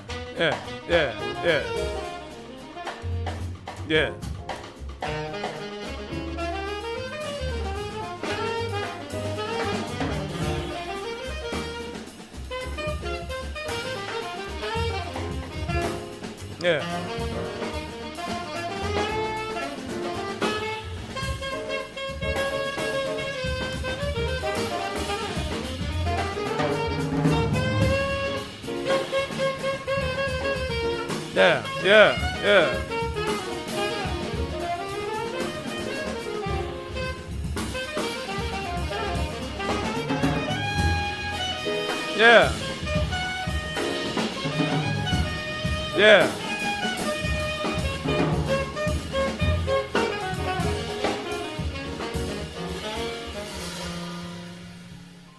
Yeah, man. Yeah, great. I'm glad I got to react to that on stream instead of just watching that at home, actually, or watching that in advance. That was great, man. Really, really, really great playing. I'm impressed, man. I feel like the things that I have to say are, I mean, this is funny. I mean, hey, maybe this is good. This is the first video where I feel like I'm having to specifically talk about technique above all else, because you got everything else together that I normally have to talk about. At least, you know, most of it, right? Which is good. It's a good thing. But first of all, great tune, man. Like, really enjoyed listening to that.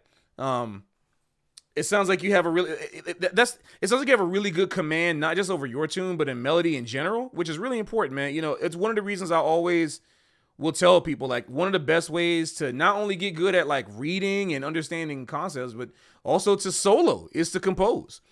Well, you know, like, write your own tunes. It can be as simple as a blues, you know, just write, because there's nothing like the feeling of like taking command over something that's yours, right? When you write a melody, when you write a melody and learn to play it and really deliver it, you learn how to deliver something with confidence. Because it's really hard to be, well, not hard, but especially if you're just starting out, or if you're having a hard time like connecting with some of the old standards from the past, especially as time goes on, we're getting further and further away from that. It's going to be kind of hard to really connect with and deliver a song somebody else wrote, especially from the past.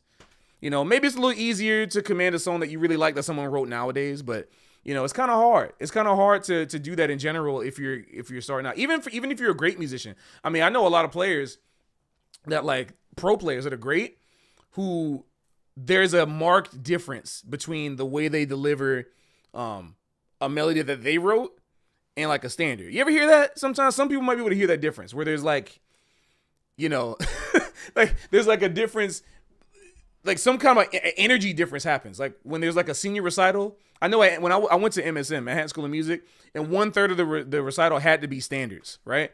So you ever hear like a recital and like they get the standards part out of the way because like I got to get this out of the way. Now I'm playing the stuff I really want to play, and it's like that's fair, right? It's obviously fair. You might feel that way, but it's really important to like for everybody, encourage everybody write your own tunes. Everybody do that.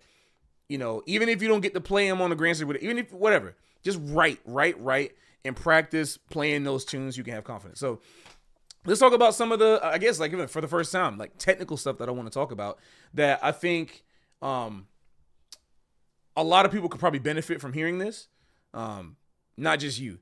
So because your energy is so, man, like you got a great energy and you and your tone, your bass tone quality, the quality of your tone is nice. But let's talk about how we can like improve the sound, right? You want to, again, we talked about delivery a lot. When is stream ending? Stream is ending at the 2-hour mark. So after this, we're going to do one more VOD review. Because like I started a little late and I always have a hard cap every day of streams ending at 10. But it's fine. This is a preview. We're doing these every week. Every week, guys. Remember, if your VOD didn't get reviewed this week, don't worry because we're doing this every week, which is kind of cool. So this will be the VOD Review Series. So, but anyway, so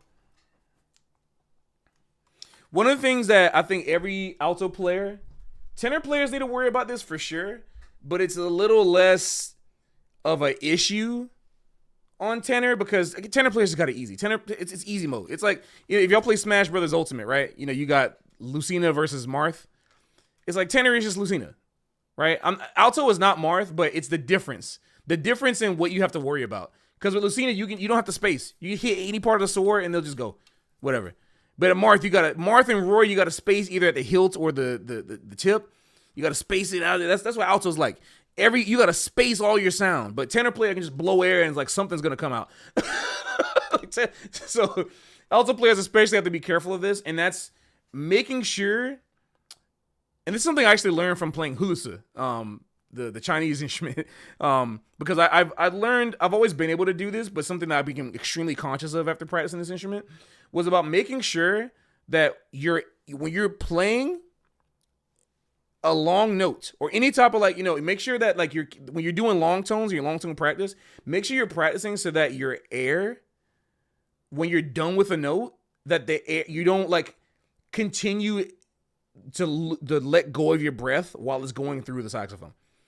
Release the pressure, because otherwise, if you know, for example, let me try to find a place in this song, because this will help a lot. And one of the things that's going to help with you doing this is making sure you're not puffing your cheeks.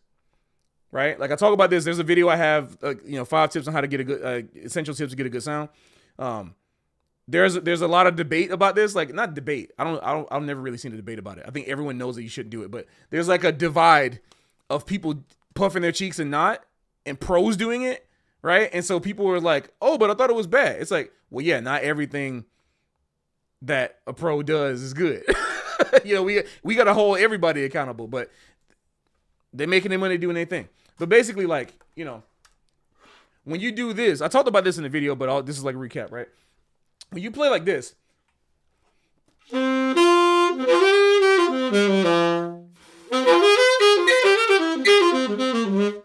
like, you notice how hard it is for me to get a completely full sound if I do that, right? And the reason why is because there's like 20, 30, whatever, like up to 40 maybe percent air being trapped in here that you can't control.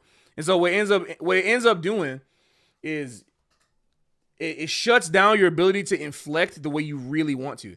So if you take all that air out,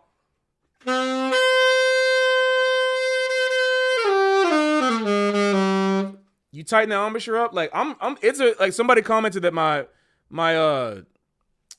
embouchure is really relaxed. Yeah, my lips are relaxed, but my embouchure here is not. Like this should never be tight. When you play saxophone, this should never be tight. Right? Like You're gonna get that if it's tight. That's that beginning sound. You know what I'm saying? That everybody know about that sound, right?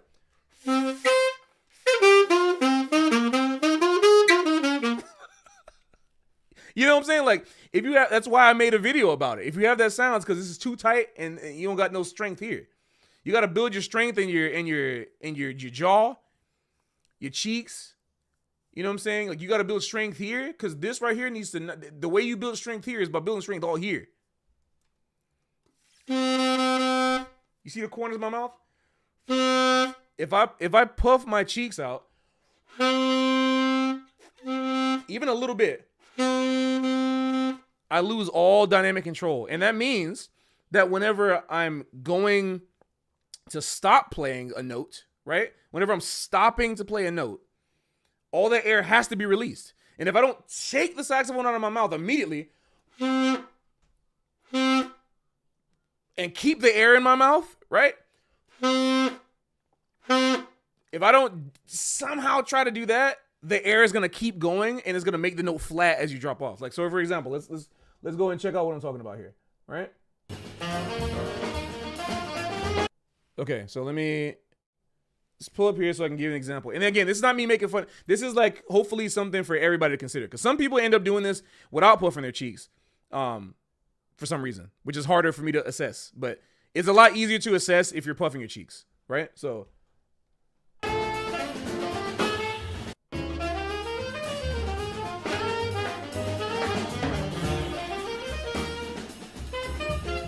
Like, do you hear how there's some type of like flat?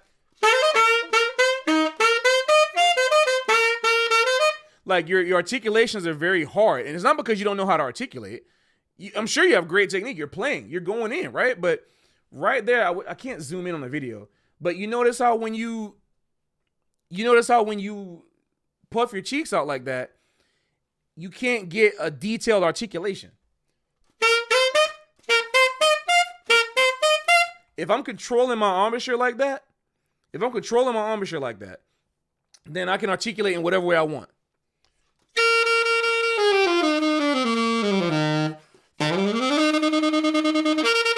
I can't really tongue that fast. I mean, I could try, but it's not, it's not the same.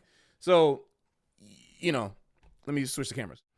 You want to be able to control that. And like, the reason why I'm spending so much time on this is because you got like everything else together, bro. Like I can tell the amount of dedication, the time, like you really care about this music enough to write something like this. You didn't even know the players. You're good, man. You got it. All you got to see, you got the easy part.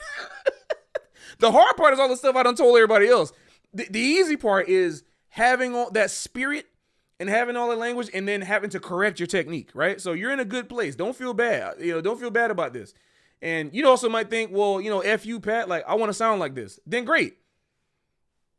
You can leave this video behind. Everybody else watching this video can also leave this video behind. It's fine. I'm not really here to force you to listen. I'm just telling you what I notice and what I think that can bring the delivery of this to the next level and also help you sound like a pro. Because one thing that the players that you love the most, what they're good at is controlling that sound to the very last beat, right? The difference between this as opposed to, it's a big difference, right? The quality of that tone, that kind of pure, like, as opposed to that balloon type of sound, which sounds like the 1K and 2K notches all the way up and everything else is down in the EQ. It sounds like a V curve, right?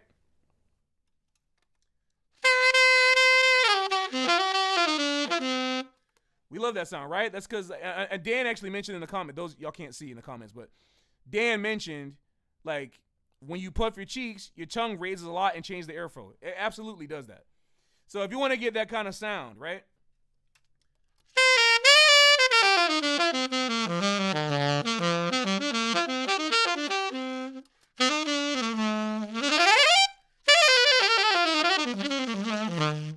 Like, that type of sound is achieved from releasing the pressure, the extra pressure you're putting on the reed and the mouthpiece from puffing your cheeks out.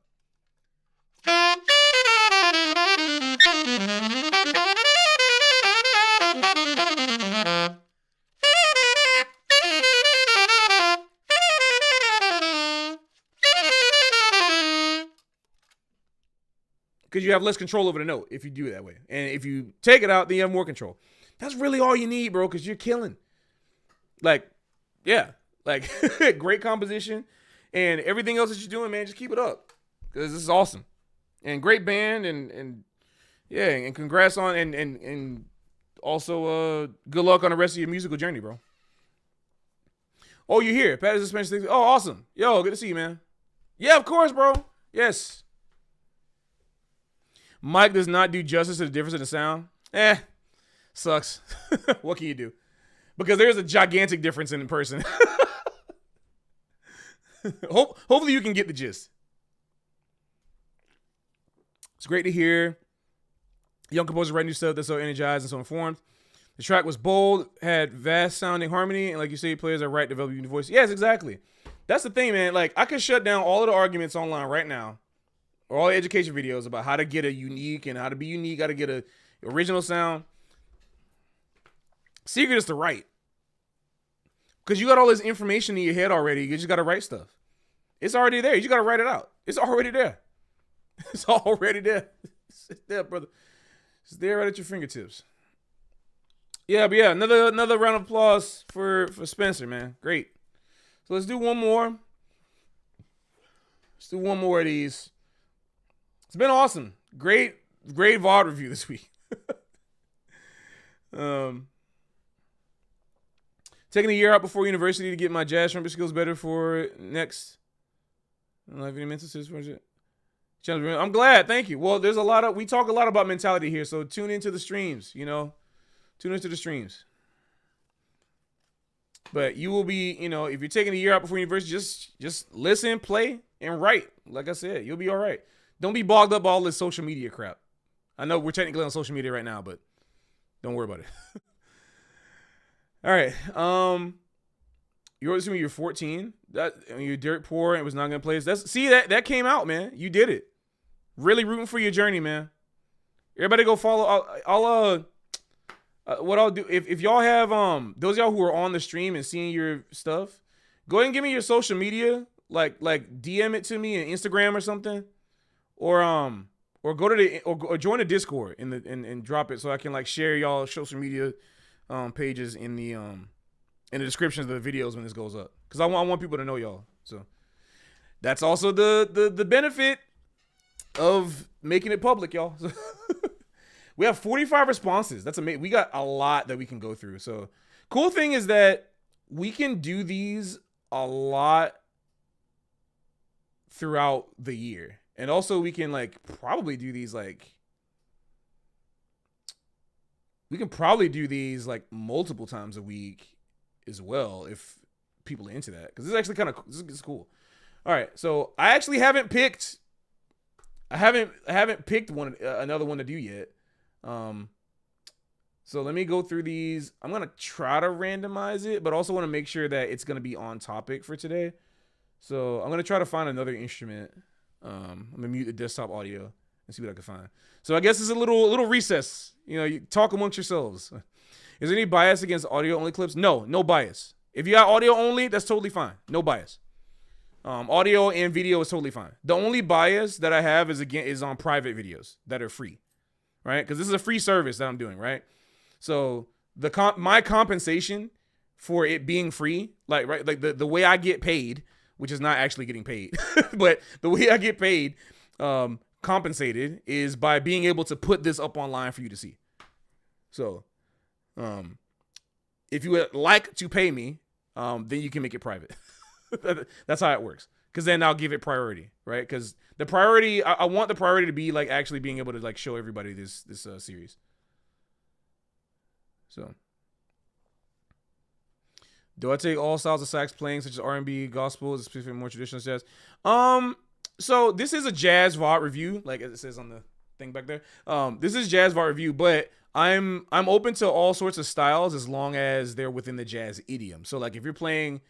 If you're playing some R&B or gospel, but you're improvising and, it's in a jazz context, right? For example, if speaking of gospel, by the grace of God, if Corey Hamry wanted to get a VOD review from me, which I would never be able to do, but if he wanted to, everything that he's playing is technically also within the jazz idiom. So like that would be fine, right? But if it's just a pure like gospel like praise break and it's not really jazz language happening in there, then I'm not gonna consider it. Just because it's like this is specifically for like jazz VOD review. So, all right. Any instrument's fine. Yeah, literally any instrument. Did I write that in the? Did I put that in the form?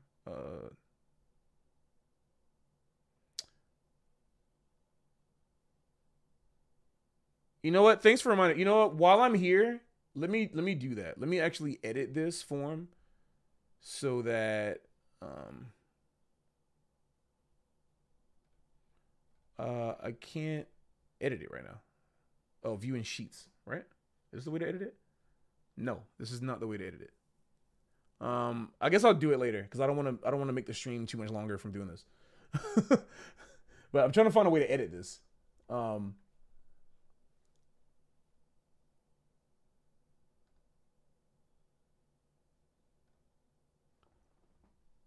Somebody remind me later. I want to put in like a note. Maybe I'll just do that for myself.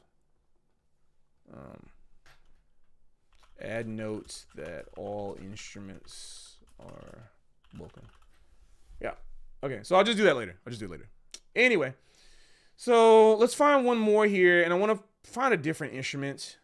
There's a lot of sax, of course, but surprisingly, there's also a lot of other instruments as well.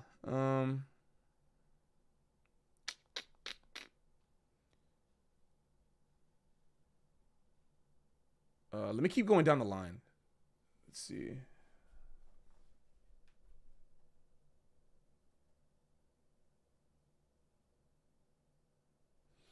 All right, so I just went down the line, and yeah, I mean, it's fine if it's sax. There's no problem. Let's do Troy Kaufman. And it's nice to have a slightly older representation. Slightly older, 27. So Troy is a 27-year-old. I'm not sure of this. I think they're a saxophone player because I forgot to put I put the instrument form in later.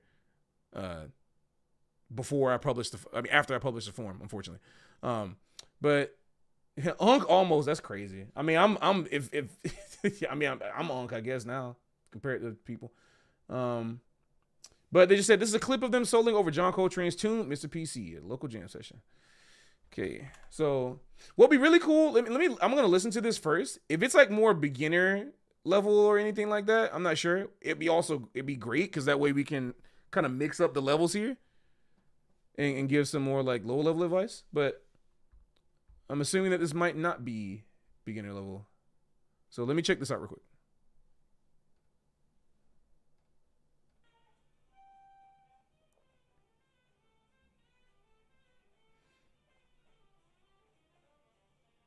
Oh, nice. This is a tenor player.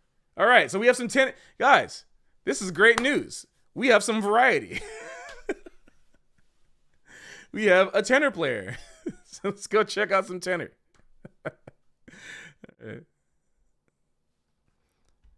So we had a lot of, you know what, guys, if I think we had some representation today. What do we have?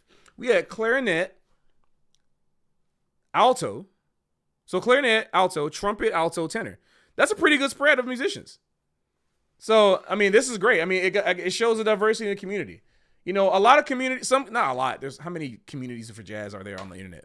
I don't know. But some communities have like kind of just saxophone players or like predominantly just saxophone players. But I'm really happy that we have a nice like spread of musicians. I mean, we got a lot of guitar players in here too. We got a lot of guitar. We got a lot of bass. A lot of bass players in here. Piano players, brass.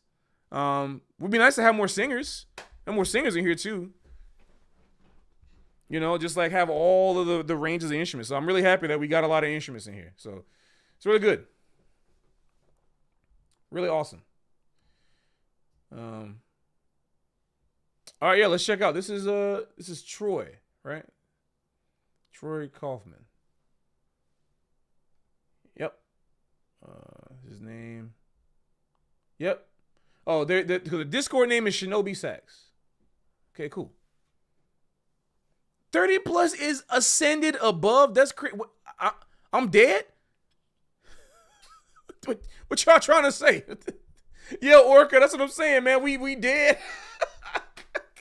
We out here dead. We've ascended. Orca, how does it feel? Hey, yo, Orca and Pixel, how does it feel to be ascended? we have reached nirvana. We're out here.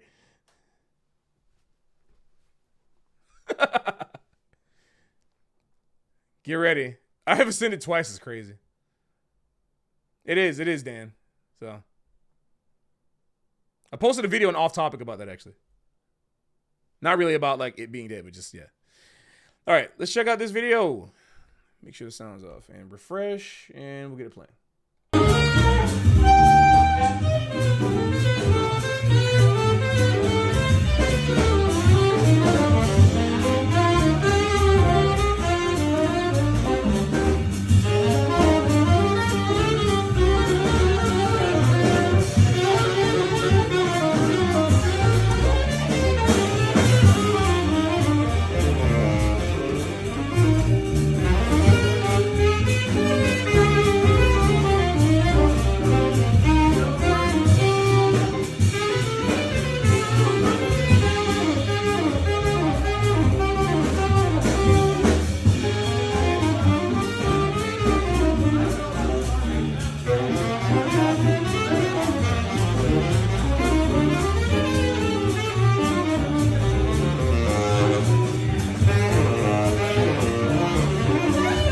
Yeah.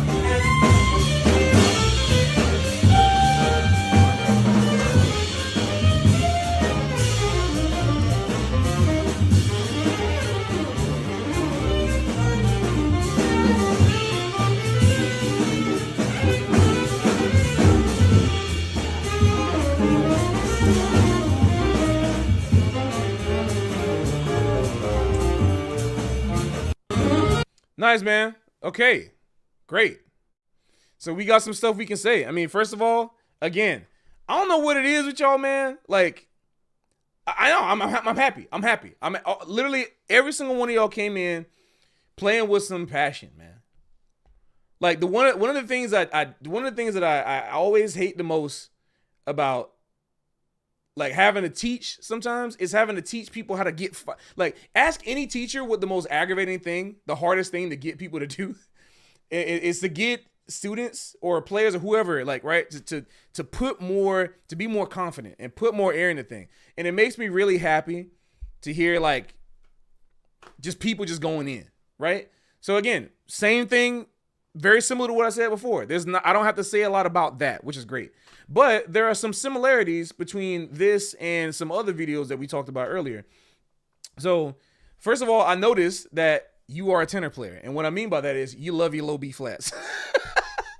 Who is a tenor player that don't love their low B flats?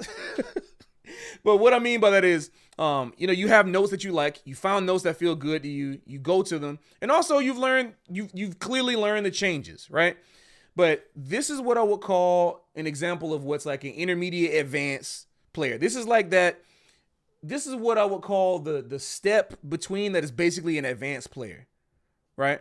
This is basically like an advanced player, right? Like an intermediate advanced, a straddling the line between that. And the thing that can help put you to the next line is the same thing that I was telling. I'm not sure what video this is going to be, but there was another alto player that I talked about where I wanted to. Sorry, hold on real quick. Shango? Hello? Yo? Sorry, just like they talked when I was on stream. Let me sure to get through the mic. So let me restart that again. But yeah, you might notice that there's some things that like I can talk about here that I also talked into like in the previous video. I'm not sure exactly what video this clip is gonna be in, but the main thing that you want to focus on is, again, you're approaching learning how to be confident, the language, all that kind of stuff. Learn more of the language specifically and don't shy away from it. Like I would say one of the things you might want to practice is being very clear about exact licks and lines that you learn. Just practice it, right? Just on your own time, literally just take exact licks and put them and see where they fit in the song, right? It doesn't have to, and what I mean by that is one of the things that can help take your playing to the next level is building associations, right? So building associations between different, like, you know, like relationships between tunes and chord changes, all kind of stuff. When you have kind of a bank of associations in your head, it prevents you from doing this thing of like the random noodling, right? Where like you don't know, like you got your sounds, you got a bunch of things that you feel like you can play, but they're not connecting. And one of the reasons they're not connecting is because you don't have a lot of, you might have some associations from like the way you've played or like the things you've studied, but you're not connecting them together. So in order to connect lines, let's start connecting songs. And for example, one of the things I like to talk about a lot is how like the simplest example of this is being able to notice that, wow, the first 4 bars to After You've Gone are like the same first 4 bars to Just Friends. And then you start getting weird and you're like, oh wait, the same first 4 bars to Just Friends and After You've Gone are the 5th through the 8th bar of Cherokee. Whoa, like stuff, like you start building those associations, right? So you might start playing it, you might start doing something like this. You might start doing funky stuff like this in Cherokee. I mean, I did it in one of my solos when I was 19, not even realizing it. I sealed my fate. But you know, like doing stuff like this.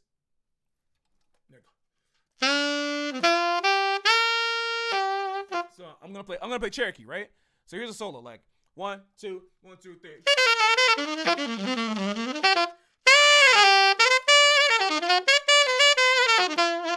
Like, really interesting, right? Or like I can do something like this, maybe. 1, 2, 1, 2, 3.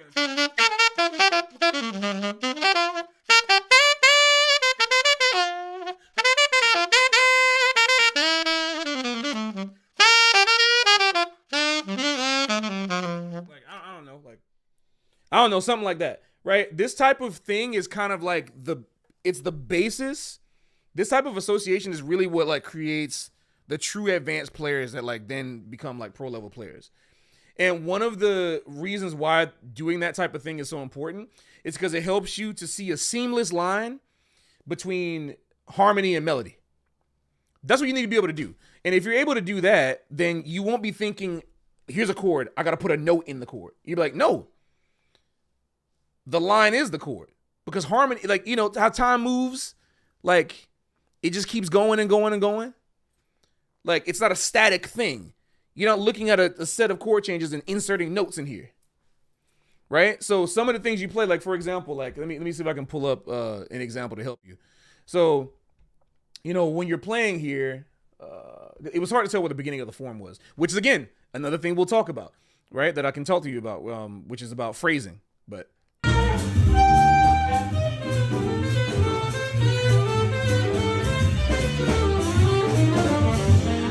So right there, it sounds like, okay, you're thinking about the scale. I know melodic minor, right? Like the bebop melodic minor where it doesn't go down like the natural minor. You got some melodic minor, right? Okay, and then like you hit the next note in the chord when it's supposed to show up.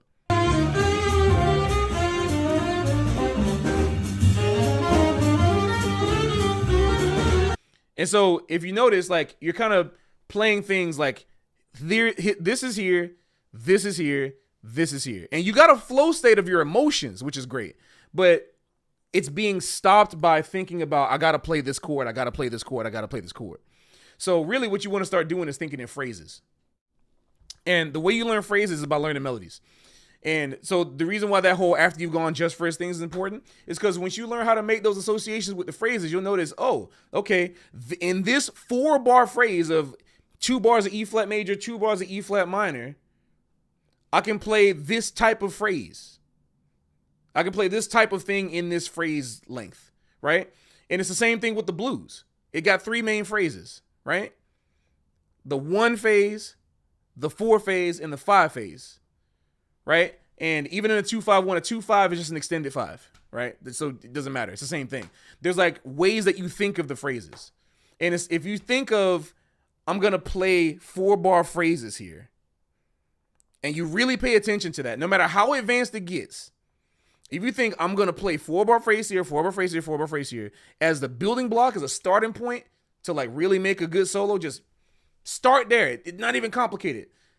Like, spit boo, super doodle doo, spit boo, doodle diddly boo, spit doo, so little bit, do bit do, so little do, so did it do, so did do, so did it boo, so little home. Whoa, okay.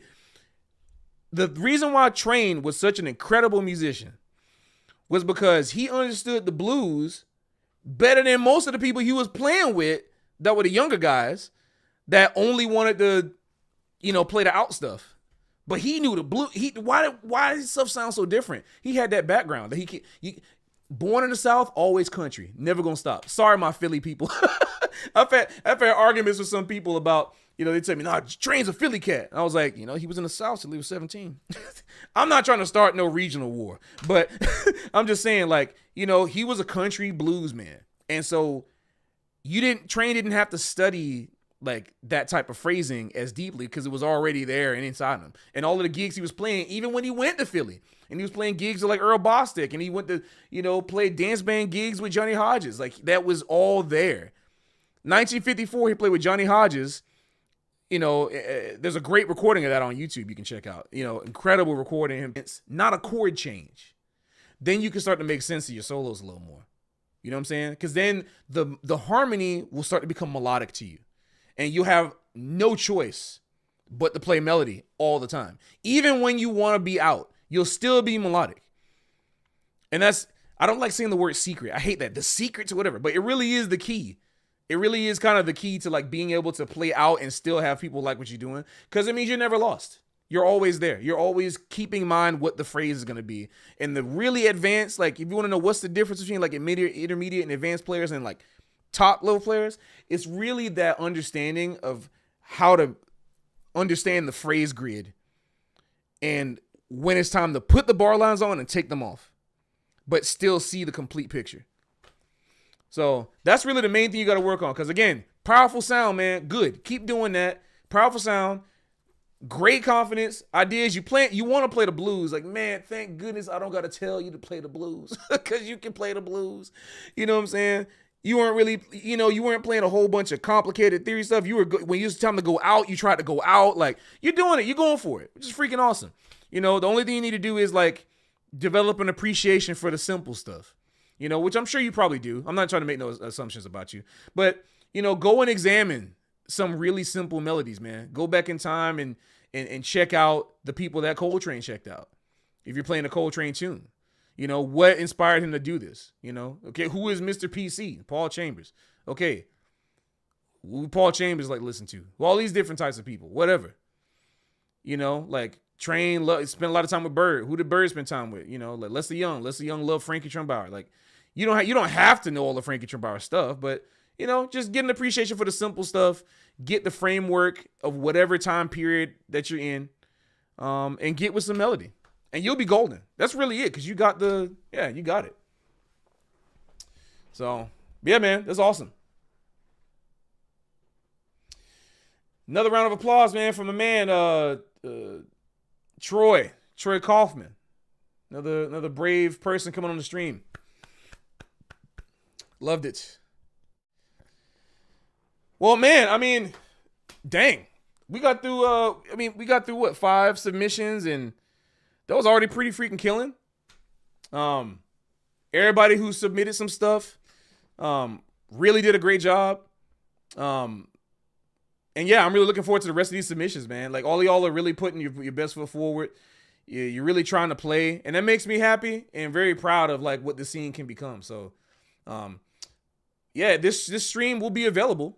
This stream will be available for everybody to look at for now until forever. And just a reminder that for those of who are just joining, the first stream of every month, the first Jazz VOD review of every month will be free for people on YouTube. But the subsequent ones, the ones that come out every week after that until the month restarts, will be available on Patreon. So this is like kind of a weird lopsided thing. I think what I'm going to do is I'm going to make when is next week going to be? Is that the beginning of September? Wow. Okay. So I'm gonna make next week's free as well. So next week I'll make it free. The reason why, because I want the beginning of the month to be the free one, and then the rest of the month to be Patreon exclusive. So, great, you all get a bonus. This is the trial run technically, so we'll do even more next week. Yeah, I'm glad y'all enjoyed it. Like I said, go ahead and submit some stuff. And also, like Dan said, join the chord. Join the C major 7 sharp 5. The link is posted. The Discord, that chord, all other chords. Yeah, y'all are awesome, man. Stay tuned. This Saturday we're gonna be doing real talk. So, you know what that means. We're gonna be talking smack and talking smack for all to see. But also, I just did I put it up already? Let me see. Let me check Patreon. Patrons might have got a video already. Did I post it yet?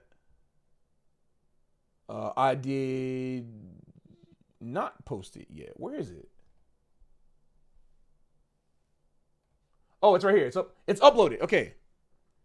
As of right now, I'm clicking the button. Wait a minute. Hold up.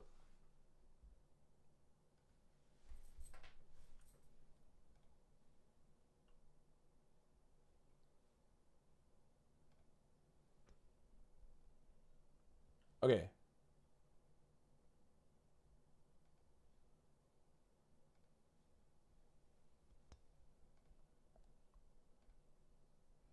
All right. So as of right now, tier 2 and above will get early access to this video that I just published. And it's a doozy. It's a video that's going to go up tomorrow at 11 a.m. EST, or maybe 10 a.m. Maybe 10 a.m. it'll go up. We're going to be going over the jazz morphology matrix, everybody. Yes, we're finally discussing this video and what I think about the state of jazz education videos today. So this is all from the clips of the week. If you want to contribute to clips for me to react to, go ahead and put in the React suggestion channel in the Discord. Link is there. And also, like I said, tier 2 patrons just got this video right now. Literally right now. You can watch it right now early. If you want to become a patron, go ahead and hit that link as well. Let me post the Patreon link. Well, it's in the description. Go in the description. It's there. Because people who are watching in the can't see the chat. People who are watching on the VOD. And yeah, be on the lookout for lesson sign-up sheets that'll be going out pretty soon as well. So, but this is basically it. This is the first jazz VOD review. For those again who are watching in the comments in the past, let me know what you think. In the comments, share this with people. Get some of your friends involved. You know, share this with your teachers. Share it with your band directors. Get some of your friends involved. Get some of your friends, because maybe this would be like a way for them to like supplement their education. Because I know a lot of times like band directors, especially because I know how hard it is for my band director. He had to split us up in combos when I was in high school. They can't do everything. You know what I'm saying? Like they have a lot in their plate and they're mostly focused on the band itself. So this could be a good way to improve your band if you're in high school or even in college or whatever. Or if you're like a hobbyist and you just want to find some ways that you got some gaps in your playing and you want to find a way to improve. And one thing I also want to do as well is I can invite some other people. Like you can give me recommendations for guests. We can get maybe Chad can come on the show, get Dave Paul on the show, maybe Adam. I can get some cats from the scene out here. Like, whoever, we can maybe get Bruce Harris for the trumpet players, or maybe I can get Emmett to come out here and do some piano critiques. Who knows?